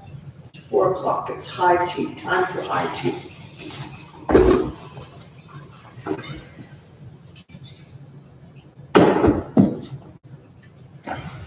I watch people go by and they stop and look, like, what's going on? And then we'll just keep going. Another buddy from my book club has come by. Well, they might, I doubt it. they'll come. Helen would be here, but she, Sign fell over. Sign go over? Yeah, which is weird because I feel like a 10-hour wait. so John is listed as gallery owner, this 2-month gallery. But we didn't start it that way. We started it like it would be something that would continue, but that we could bail after 2 months if we wanted to. And his friend requests now on Facebook have like quadrupled. Well, something's going on because, and it could be coincident with Strange Bedfellows, and it could be, I don't know what else it is, but Barry and I both have been getting, it's like my friend requests have quadrupled. Oh, mine too. Yeah, I so I saw think that. it's, and I saw somebody posted something on Facebook about the increase in friend requests. Some of them are double though. Like I'll get a friend request and I think I already have a friend, and I do, so they're bogus accounts. Yeah, and that's why I have a really, I'm not accepting any new friend requests until after the election. I told, just not gonna do it. That's a good idea. I just figured they can follow me on to Instagram or something. Yeah. I don't go on Facebook that much now anyhow, very much. Yeah, it's really, it's one of those things you kind of have to have a Facebook page if you're in business. But I'm seriously considering, Facebook has been so great for me as somebody who travels around my life so much, and I have it's a great way for me to stay in touch with people from previous Right. chapters of my life. Right. But the problem is that now that, as soon as I opened the floodgates, and started friending people, even here in Santa Fe, who were just kind of friends of friends that I knew would be good acquaintances, blah, blah, blah. Now the feed, people who know me and care about what I'm up to aren't getting anything on my feed, and vice versa. That's the So- problem I have with Facebook. People say, well, didn't you see my post? Right. No. I've been going through and calling friends. I've been getting rid of them. Anybody that posts anything pro-Trump, gone. Yeah. Unless they're a family member. Right. But no, I've been getting rid of friends and going through and looking for duplicate friends. People, dead people. I don't need dead people on mine. John is like, you can't get rid of your dead friends. I said, why not? They're dead. Why do they need a Facebook page? Well, the only, I just had this experience recently where an artist friend of mine from Atlanta who died, I think a couple of years ago, every once in a while, somebody will find, photograph or something and post it to their page. And then it's this really sweet thing, except I used to see those things and now they're just buried. So I might as well not be friends with, them anymore. But back in the old days, when Facebook worked the old fashioned way, it was really sweet because all of a sudden you would get, and there'd be a flurry of activity and there'd be like a little remembrance of that person and then, move on. But I know exactly what you're saying. I have so many friends on Facebook who I don't really know. I met them maybe one time. Are they friending me because I'm an artist and they think I can help them, or how? I don't know. I'm sure you get a lot of friend requests because people that I know that know you or know who you are, they think that you're going to somehow promote them. Yeah. Make their careers for them. Yeah. There are a lot of desperate artists. yeah, there are. And, the thing is for me right now, as I'm trying to attract clients, a lot of those artists also have followers who are potential urban art tripping clients. So, I'm trying to figure out how to, I'm doing it too, in a way. But I know people in town, people that have, they're from Dallas, they're art buyers that bought property. right.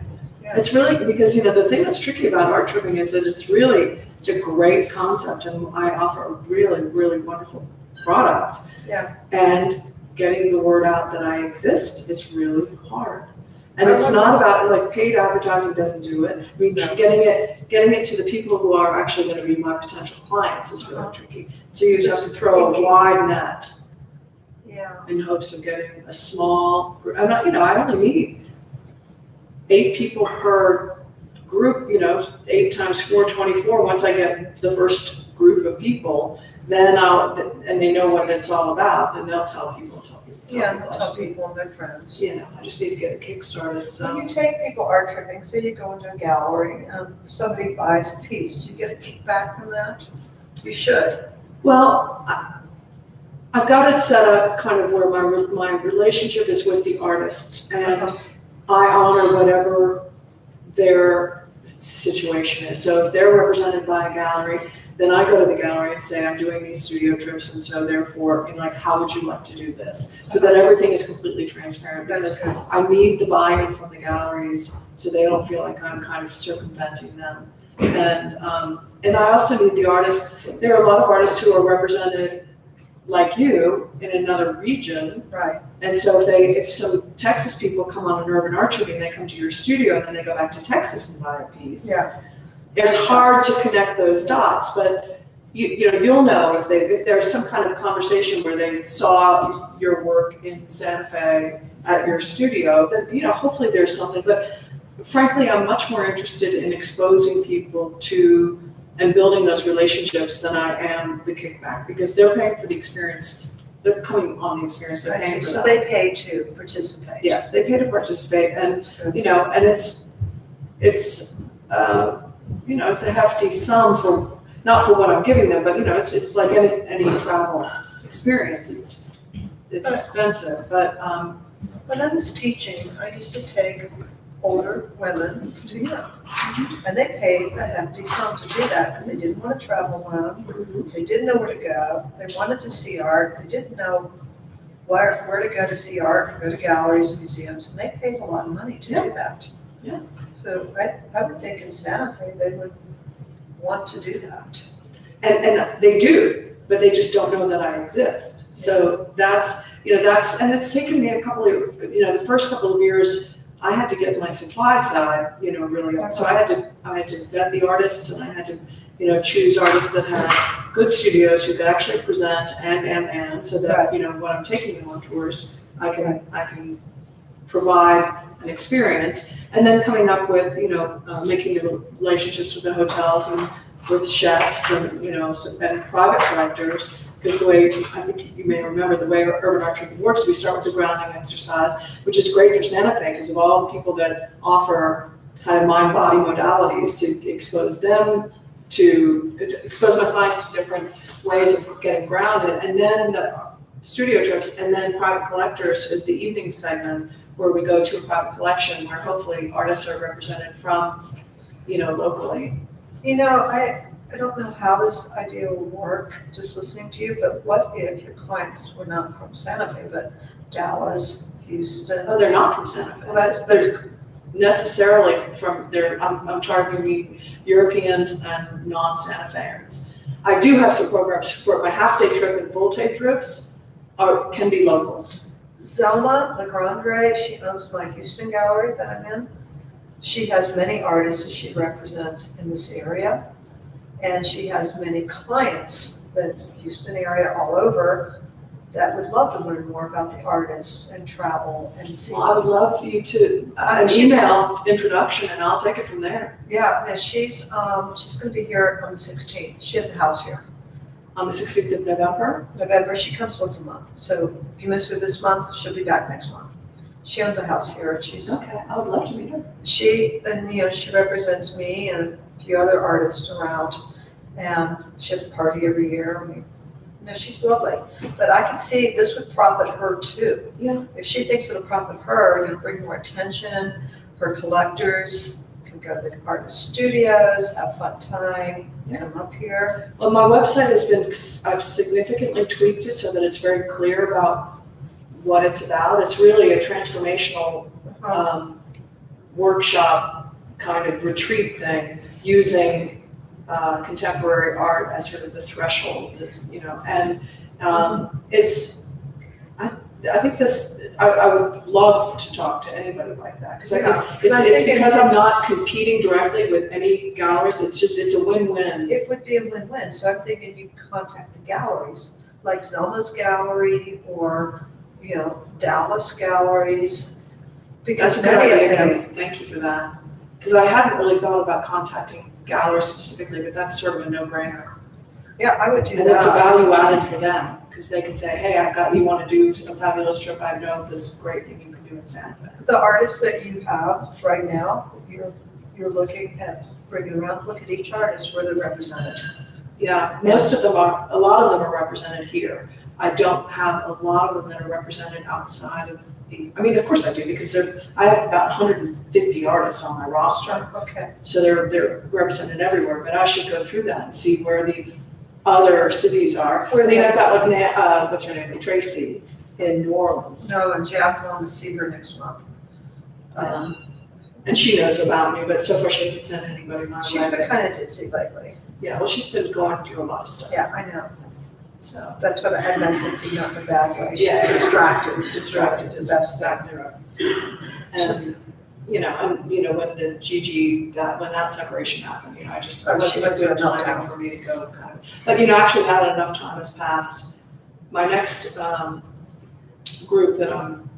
I try to stay out of this thing with Gigi and Tracy. Yeah, well, and I have no reason to be anywhere near, but I just, that was the way the introduction happened. I wanted all the dust to settle there. But my next trip the offering is April 20th through 24th. So I could easily send Tracy a note saying, if you know anybody in New Orleans that would like to do this, let me know. Just New count. Orleans, Houston, God, all that oil money and all these people that have so much time on their hands, they just, seriously, Yeah, The Dallas women, Houston and Dallas, I think would be really good target markets for me. synagogues. Yeah, I'm serious. My daughter's friends, they are so ditzy wealthy, some of them, and they have nothing to do.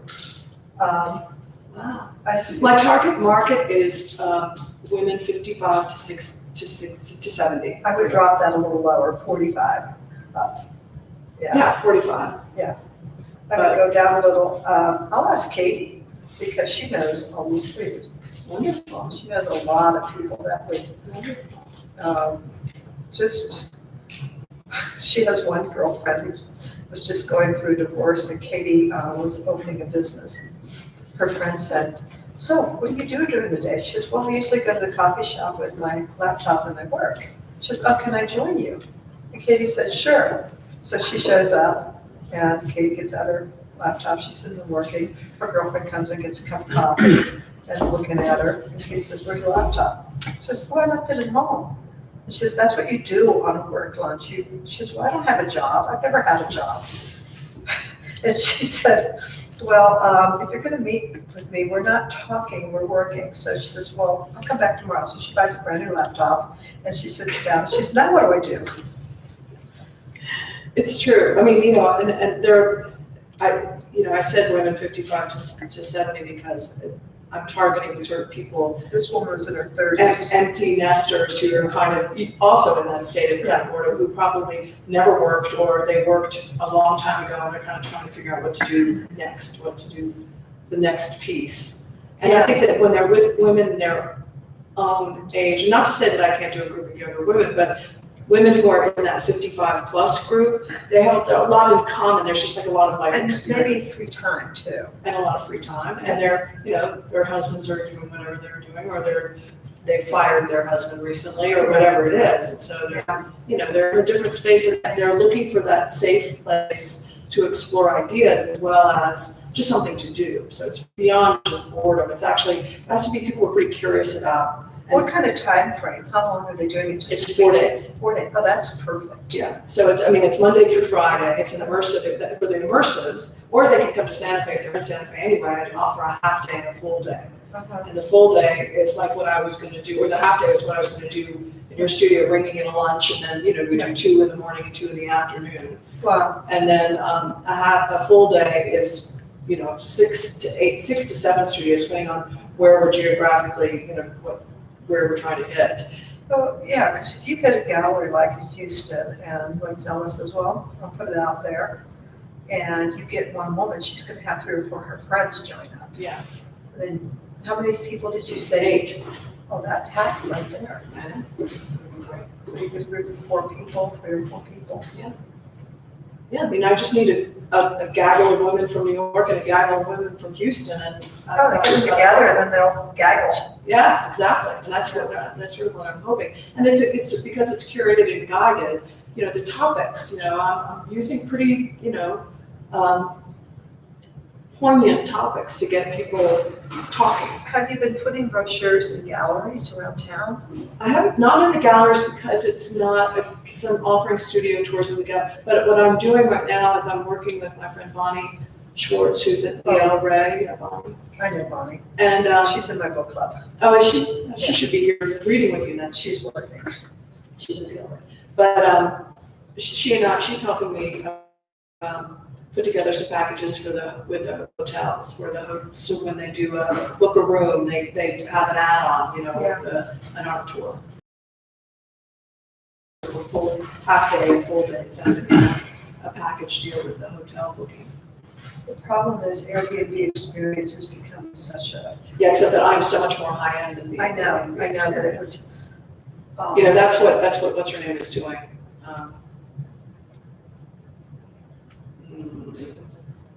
Santa Fe Art Tours. You're talking, Yeah, her. Susan? No, Elaine Richel. Okay. And, so she's kind of, that's more the ice cream cone crowd. This is not, I'm going a little higher. You want to go high end and reach the people that actually can afford to buy art. Exactly. That's. Should talk to Deborah, see if she. Fritz? Oh, yeah, I've talked to Denver. She's one of my, she's one of my partner galleries. Obviously, it's a partner gallery. But because she's got 3 galleries, she's Her galleries have off-site locations now, putting art into Vargas. Oh, yeah, Yeah, she's got artwork at DeVargas Moment. good for her. She's pretty interesting. That's good. Good for her. Supportive of what John and I are doing. That's great. That's But she's a true artist citizen. She really is. She's a very, very important for. She wants art in Santa Fe. She wants it, well, she's running the gallery at the rail yard, like a museum, or less like a gallery. Many of the works there are not practical for, people to put in their home. Yeah. You know what I mean? Yeah, well, I mean, she's got the AR and VR stuff. I know George, who is working there, he's working for design firm now. He was kind of pissed off because he couldn't really make the commissions that Stephen was making at GF. Stephen's selling work down there. They have work at Fritz, the rail yard, and take it over to GF and sell. And George not making anything. Yeah, well, George is a Character. He's a little bit of a piece of work. Yeah. I mean, I've brought in qualified people in there, and he's turned them off so badly. Oh, yeah. He's got such a such an attitude. I've seen him do it. Yeah, I've seen him do I've it. seen, and he's done it to me, and he didn't even know who I was, and he's done it to me. He didn't recognize me one day. I walked in there. He walks up to me and said, "I'm the director here. If you need anything, let me know." Oh, there's the door. I went, "Okay, George." It's like being in a New York gallery. That's it. When I was in my interior design business, I had a lot of spending power for my clients, and I walked into New York galleries, and they treated me like I had walked in from the Bowery or something. I mean, it was just like, I couldn't get anybody to give me the time of day. These just naughty little, 20-something-year-olds. I just wanted to smack them. I could have spent $1 million and they wouldn't even give me the time of day. I would never spend money in a place like that. No, I mean, I couldn't. I mean, they wouldn't even wait on me. Really, truly.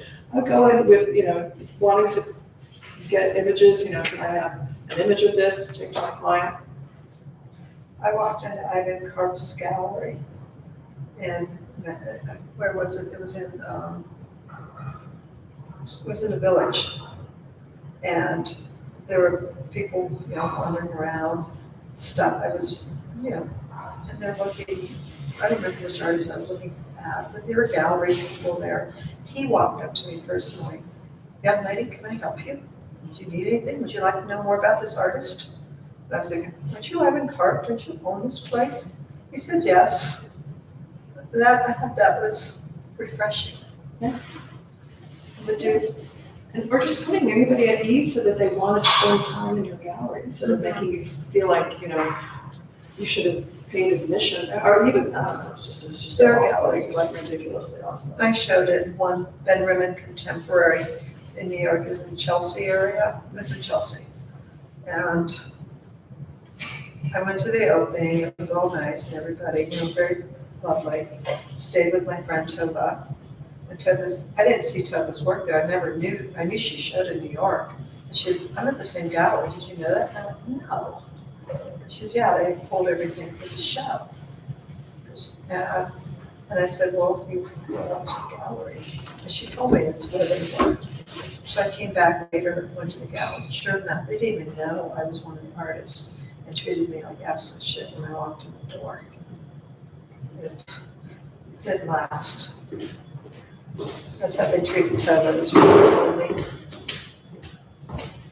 Is that We have Mr. Barrett. it? Hello. Whoa. Is that Barrett? I got it easy. I read a little bit. That's great.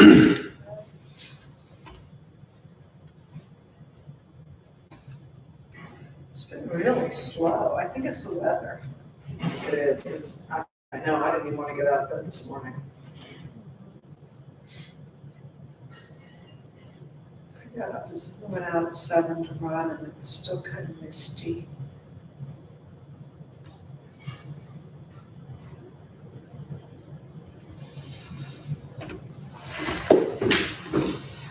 Where's a good place to go to dinner tonight? Where's a good place to go to dinner tonight? Dinner tonight. Yeah. Oh, God. It's done. I'm sorry I didn't get back to you on those emails. Oh, it's okay. Don't worry about it. It's been quiet. Kate? Yeah. Hi. Okay, how you doing? Good. We've been very low key. Uh-huh, okay. We listened to Wine a songbird. songbird first. We had a few people, I put my mask on and read for a few minutes about the songbirds, but, because they're dying. Yeah. Why are they dying? Is it Lots- pesticides or? I know there's- That's only one part of it. Part of it's loss of habitat, all the deforestation. Yeah. The warming climate, they have to travel further when climate changes. Lack of food because of deforestation. Cats, so many people have pet cats. Yeah, cats. Yeah, kill them. But the cats are only a small part of it. Yeah, didn't you say 25% by the end of the century, we will have lost? They're already down 50%. Yeah, Wow. that's what I've heard. And I remember when I was a kid, there were so many more. Oh, Yeah, yeah, you can hear them. that and fish, Here's Richard. not to compare. Fish to are Richard. way depleted, yeah. Yeah, they say in like Here comes Richard 40 years. Yeah, racing in. he's excited. Richard, hey! He's probably. Kate. Hello, Richard. Hello, Richard. Come on in. Yay. How was it? Quiet. I didn't invite anybody except my book club, and they're all working. There's 450 people watching the show right now. Oh, Vanessa? good. Is there other farms? 450 people. That's my daughter. Oh, I call her that. That's my daughter. she's beautiful. Isn't she gorgeous? Wow. She's 5'1", weighs 105 pounds, blonde hair, blue eyes. She's really good, just a cutie.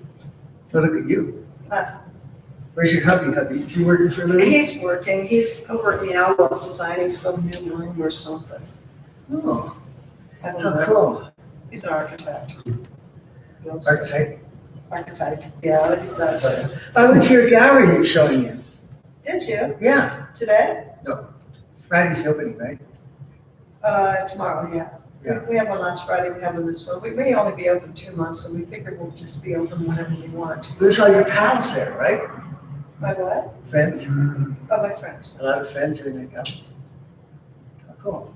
I have a lot of friends that are. aren't friends anymore now because they're not in the gallery. Oh, yeah. Welcome to Santa Fe. It's amazing how many people are talking to me now. Because- Because we opened, really, it's just Oh, a yeah. town. Top gallery. We opened a yeah, I went gallery. through that the first year or two. A lot of friends. Isn't that awful? Yeah. No, it's And you know, I have to say, sad to say, but the worst experiences I had showing anyone were friends. Really? They had What? well, the worst experiences I had showing anyone were friends, and they were artists, but they just, they weren't professional. Maybe because they were friends, They didn't think they had to, They didn't think they had to be professional. yeah. And, some of them were really childish and demanding. And, Well, I was telling Lily, I had a meltdown with a very good friend of mine last Friday Oh. because her work, she wasn't prepared to be displayed properly. She didn't like where I put it. right. And she felt like it should be centered, kind of prima donna attitude. And Yeah. I said, read It's your Santa contract. Fe, prima donna attitude. Are you kidding? I'm flabbergasted. That doesn't happen, ever, I does am it? just, Never. what's a girl coming to? The truth of it is, my brother lived in Venice for a while, and Venice, California. Venice, California or Venice? Florida, Venice, Italy, Italy. yes. He could afford to live there or not. Did he have to wear waders in the winter? Well, the story was he married a baronessa, and her father took off with a duana, right? Is that the correct way to say it? With the,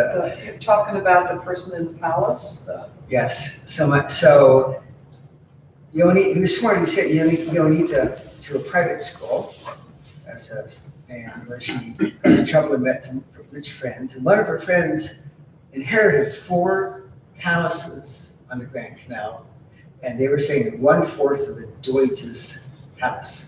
Oh, really? Where's the story going? It's a bullshit story. It is. Oh, so I was talking with him, and he said, I've been in Santa Fe for a number of years, but I said, the longer you live in a small town, the worse your reputation becomes.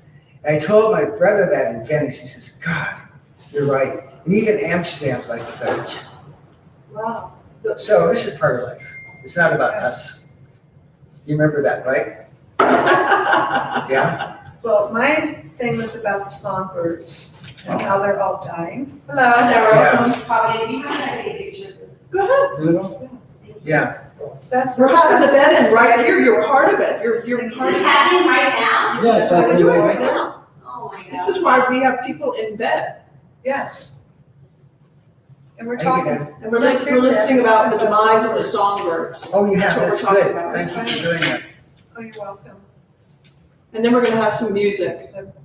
Richard's gonna play some Is this music. an anniversary? 50th anniversary, Richard's gonna be playing music. right? All good people. Tower I know, Kills. well, it's interesting. So we've had, we started on the 24th and we run through the 16th. And so from Thursday to Yeah, I read Saturday, about that. Mary was asking. from 3 p.m. to 9 p.m. We're offering And they're- members of the they're Santa Fe reasons. community 2-hour blocks to stage whatever kind of bed in they Red want. Eye. Yeah. it's Red-eyed cool. The ovenbird. You ever heard of an ovenbird and the wood thrush? Yeah, turkey. It's coming up. I'm very concerned that the songbirds are dying. We've lost 50% of them, and 13% of the songbirds are now extinct. Wow. And by the end of this century, they may be all gone. Can you imagine the life without songbirds? No, I really can't. And this, I could read. We have 5 Please minutes. read. Oh, yeah. No, I'm not trying to interrupt. Oh, I You're think not it's- interrupting, you're part of the show. You're part of the- Yeah, but I'm part of this. I have to get cleaning out of the car so it doesn't get You damp. better get your thing out of the car. Come back. No, never. All the insults.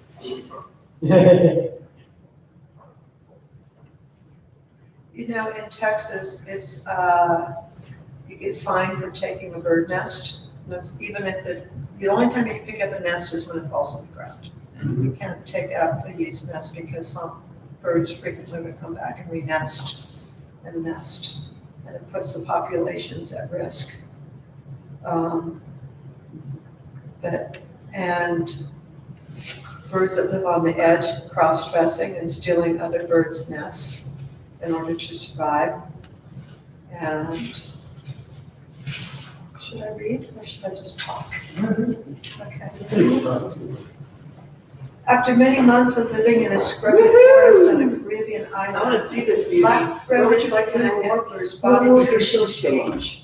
It is mid-March and the hours of daylight are a little bit longer and the night shorter.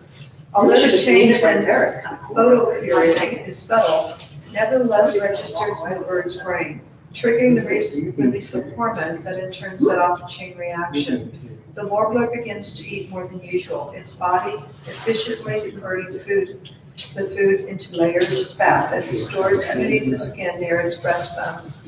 The warbler gets chubbier and chubbier and begins to get restless at night. Soon it will leave its winter territory and not return for 5 months. The hormones awake his reproductive organs. By the time the warbler arrives on his breeding territory in early May, his testes will have grown 100-fold. Birds are, this is interesting, birds are very economical when it comes to unnecessary baggage during flight. The large internal testes of males shrink to tiny specks over the fall and winter.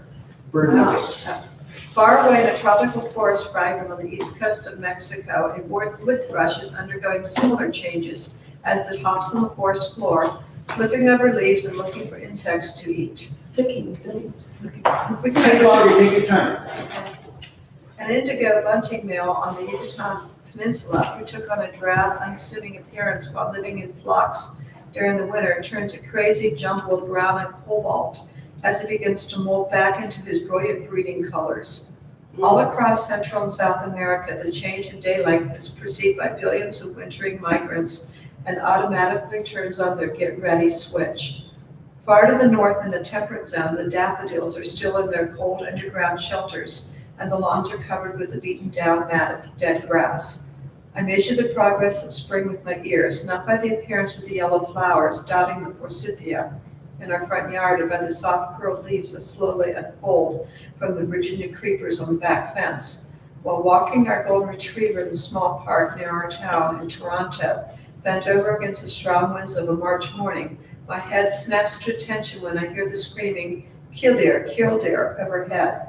A small shorebird is zigzagging across the sky at breakneck speed, flying in large looping circles over the entire park. A pair usually nests on the roof of the elementary school, where their eggs lay directly on the ground or safe from cats, raccoons, and rats. When I get back to the house, I walk in the front door yelling, "Hey, the killdeer is back." After months of snow and ice, the killdeer is a sure sign that spring is on its way and that other migrants are soon to follow. Although my neighbors do not notice the killdeer or the song sparrow that arrives a week later and begins singing in a backyard at the edge of the park, they do notice the robins. In our neighborhood, robins begin singing from the rooftops because there are no trees taller than the second-story windows. 15 years ago, this entire neighborhood was a farmer's field. The human footprint could hardly be heavier now, with hundreds of homes packed close together, manicured lawns, and a token patch of forest that was safe from the bulldozer. A weathered sign proclaims the forest is a neighborhood park woodlot, yet a chain-link fence surrounds the site to keep people out.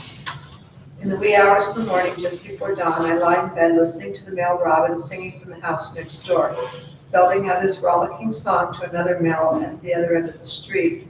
Natives who lived in this area hundreds of years ago must have heard almost identical songs near their summer homes, as did the pioneer families who cleared the forest so they could plow the land. Male robins have used their energetic song to intimidate rivals and woo females, whoever could be the neighbors happen to be. These birds are resilient, and despite the massive changes to this piece of land, the robins return every spring and give us a chance to eavesdrop on their public displays. Guys, it's 5 o'clock, you guys can sit up. So basically, to answer your question, it was how neighborhoods have changed, the birds keep coming back.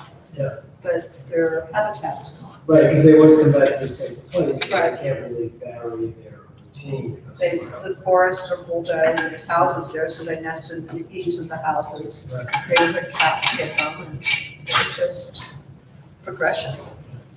But, yeah, that was my thing. Yay, yay! Richard, you want feathers? He's out, he just went to get stuff. Comes Kay. How are you? I'm good, how you doing? Good. Feeling good. We both Hi, so far. Hey, how are you? Good. Good to see you.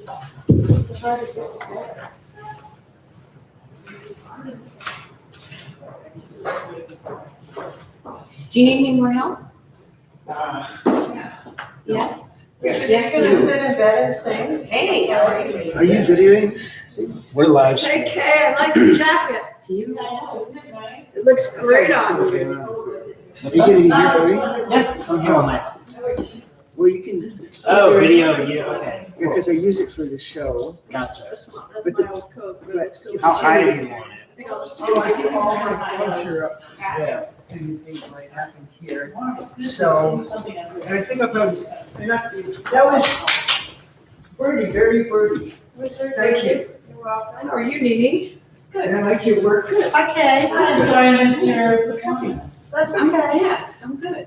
You look cute. Good, thank you. So do you. So.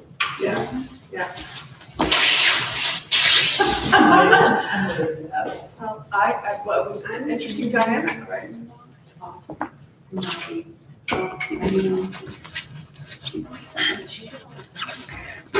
Okay, I did it early so people would miss it.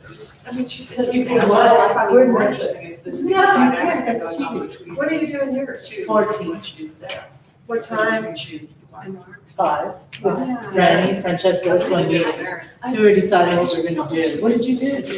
I just read about some of the two had feathers and stuff all over. Oy vey, though. Read about what? The death of the songbirds.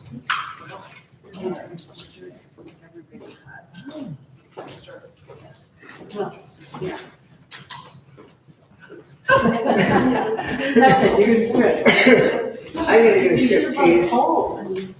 Would you dance on it? No, you. I saw this guy. Oh, Okay. oh, hello. Oh, on? So, We're getting set up here. what do you do with this? Is this? No, I think it probably is part of the. Yeah, this goes like this, and I have no idea what this is. Maybe this goes in the phone. No, Here, you get it set up on video. I can- no, maybe this. No, that's way too big. You know what? You want it? No, because we have this. Is this possible to Well, get? the quality might be a little better on this one. Oh, Because sometimes I go to the. I forgot my thing with this thing. No. But I mean, you can just record on your phone or audio for that. On occasion, you put these things, like the lazy part, you can do. It's fun. Just put it on the thing. Yeah, they It's really. I can also do it on my phone. Do I go That's your idea. Hold outside? I'm not too bad. Yeah, I'm okay. What is college? What is college? Artist made this, Corso How's it from, It's great. this Anthony Corso just moved down here. And he's a Corso, San Francisco Corso. So part of that whole scene. And these you asked for. I don't know if you want to put them up. Oh, yeah, I was just gonna, we were gonna post them on social media. We I were did, posting them up on- Yeah, I know. Let's Stay just- on the Instagram story. Come on But it's someone- Yeah, I think maybe one could go on the wall here. Okay, but it's. They're yours. Oh. Yeah, my high school name. Just do it there. And here's Jimmy. You want him there? Can we hang? Yeah, we can hang Jimmy. I'll go get a nail. Oh, A nail for Jimmy. let's see. I brought my lunch. No, just kidding. You brought your Just kidding. Are we on camera now? Is this an ongoing thing? It's an ongoing thing, being on camera. Let's see. So if you want any help, I'm happy to. Are there any plugins around here? There and there? Where ideally would you have it? Well, here's what's gonna Because be there's a happening. plug-in right under the bed. I'll probably play it on the end of the bed. Oh, shit, do you have an extension cord? Tell anybody? Well, what? No, I have a cord. I have a cord. I have a strip too, which we'll need for that tablet. Okay, so you are off your butt and on your job, lad.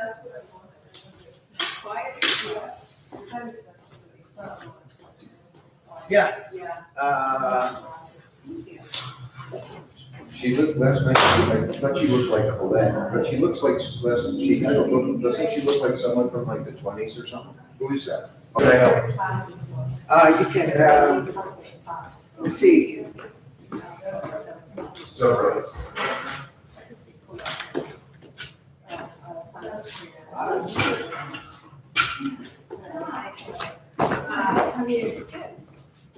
Just kind of set it up like a jazz trio. oh, you've come. Hi. Good to see you. You don't expect Eric talking to anybody, but. I have to go to my. Hey! She's back, she's back. I don't expect. Sarah's Clapton. Oh, yeah, right, that's great. You missed my performance. I had two of them, no, and BC was in, you've saw it. Dude, that was my name when I was a dog.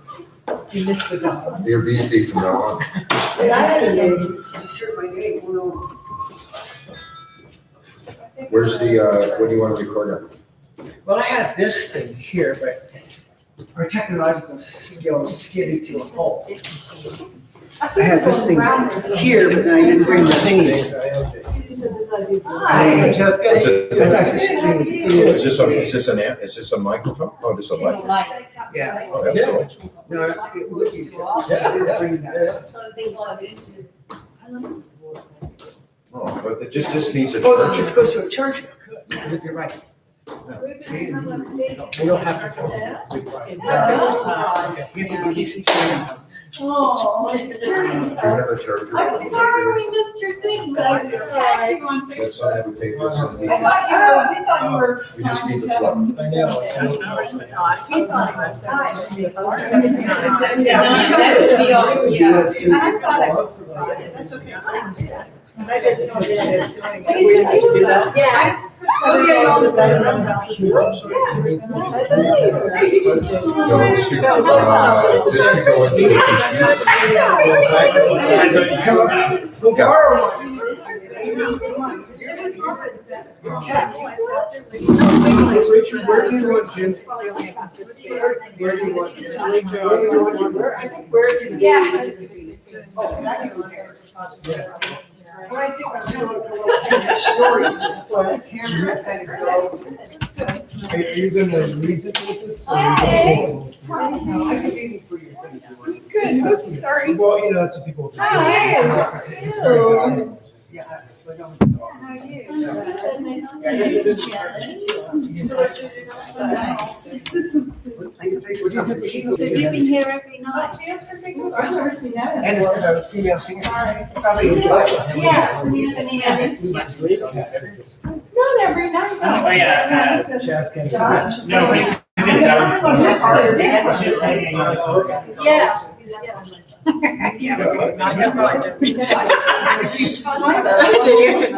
Hey, Richard, Yes, sir. how do you, so it's plugged in. Do you want to know how to turn it on? Yeah, this is, Oh, this is just, this just holds it. Oh, how do you turn the light on? Yeah. This is supposed to, this ring of fire is supposed to light up. Okay, Jake. Yes. Okay. Mary, can we? Congratulations. How? Oh, don't worry about how. Is that a cute shuttle for you? Yeah, now you're like that. Yes, good idea.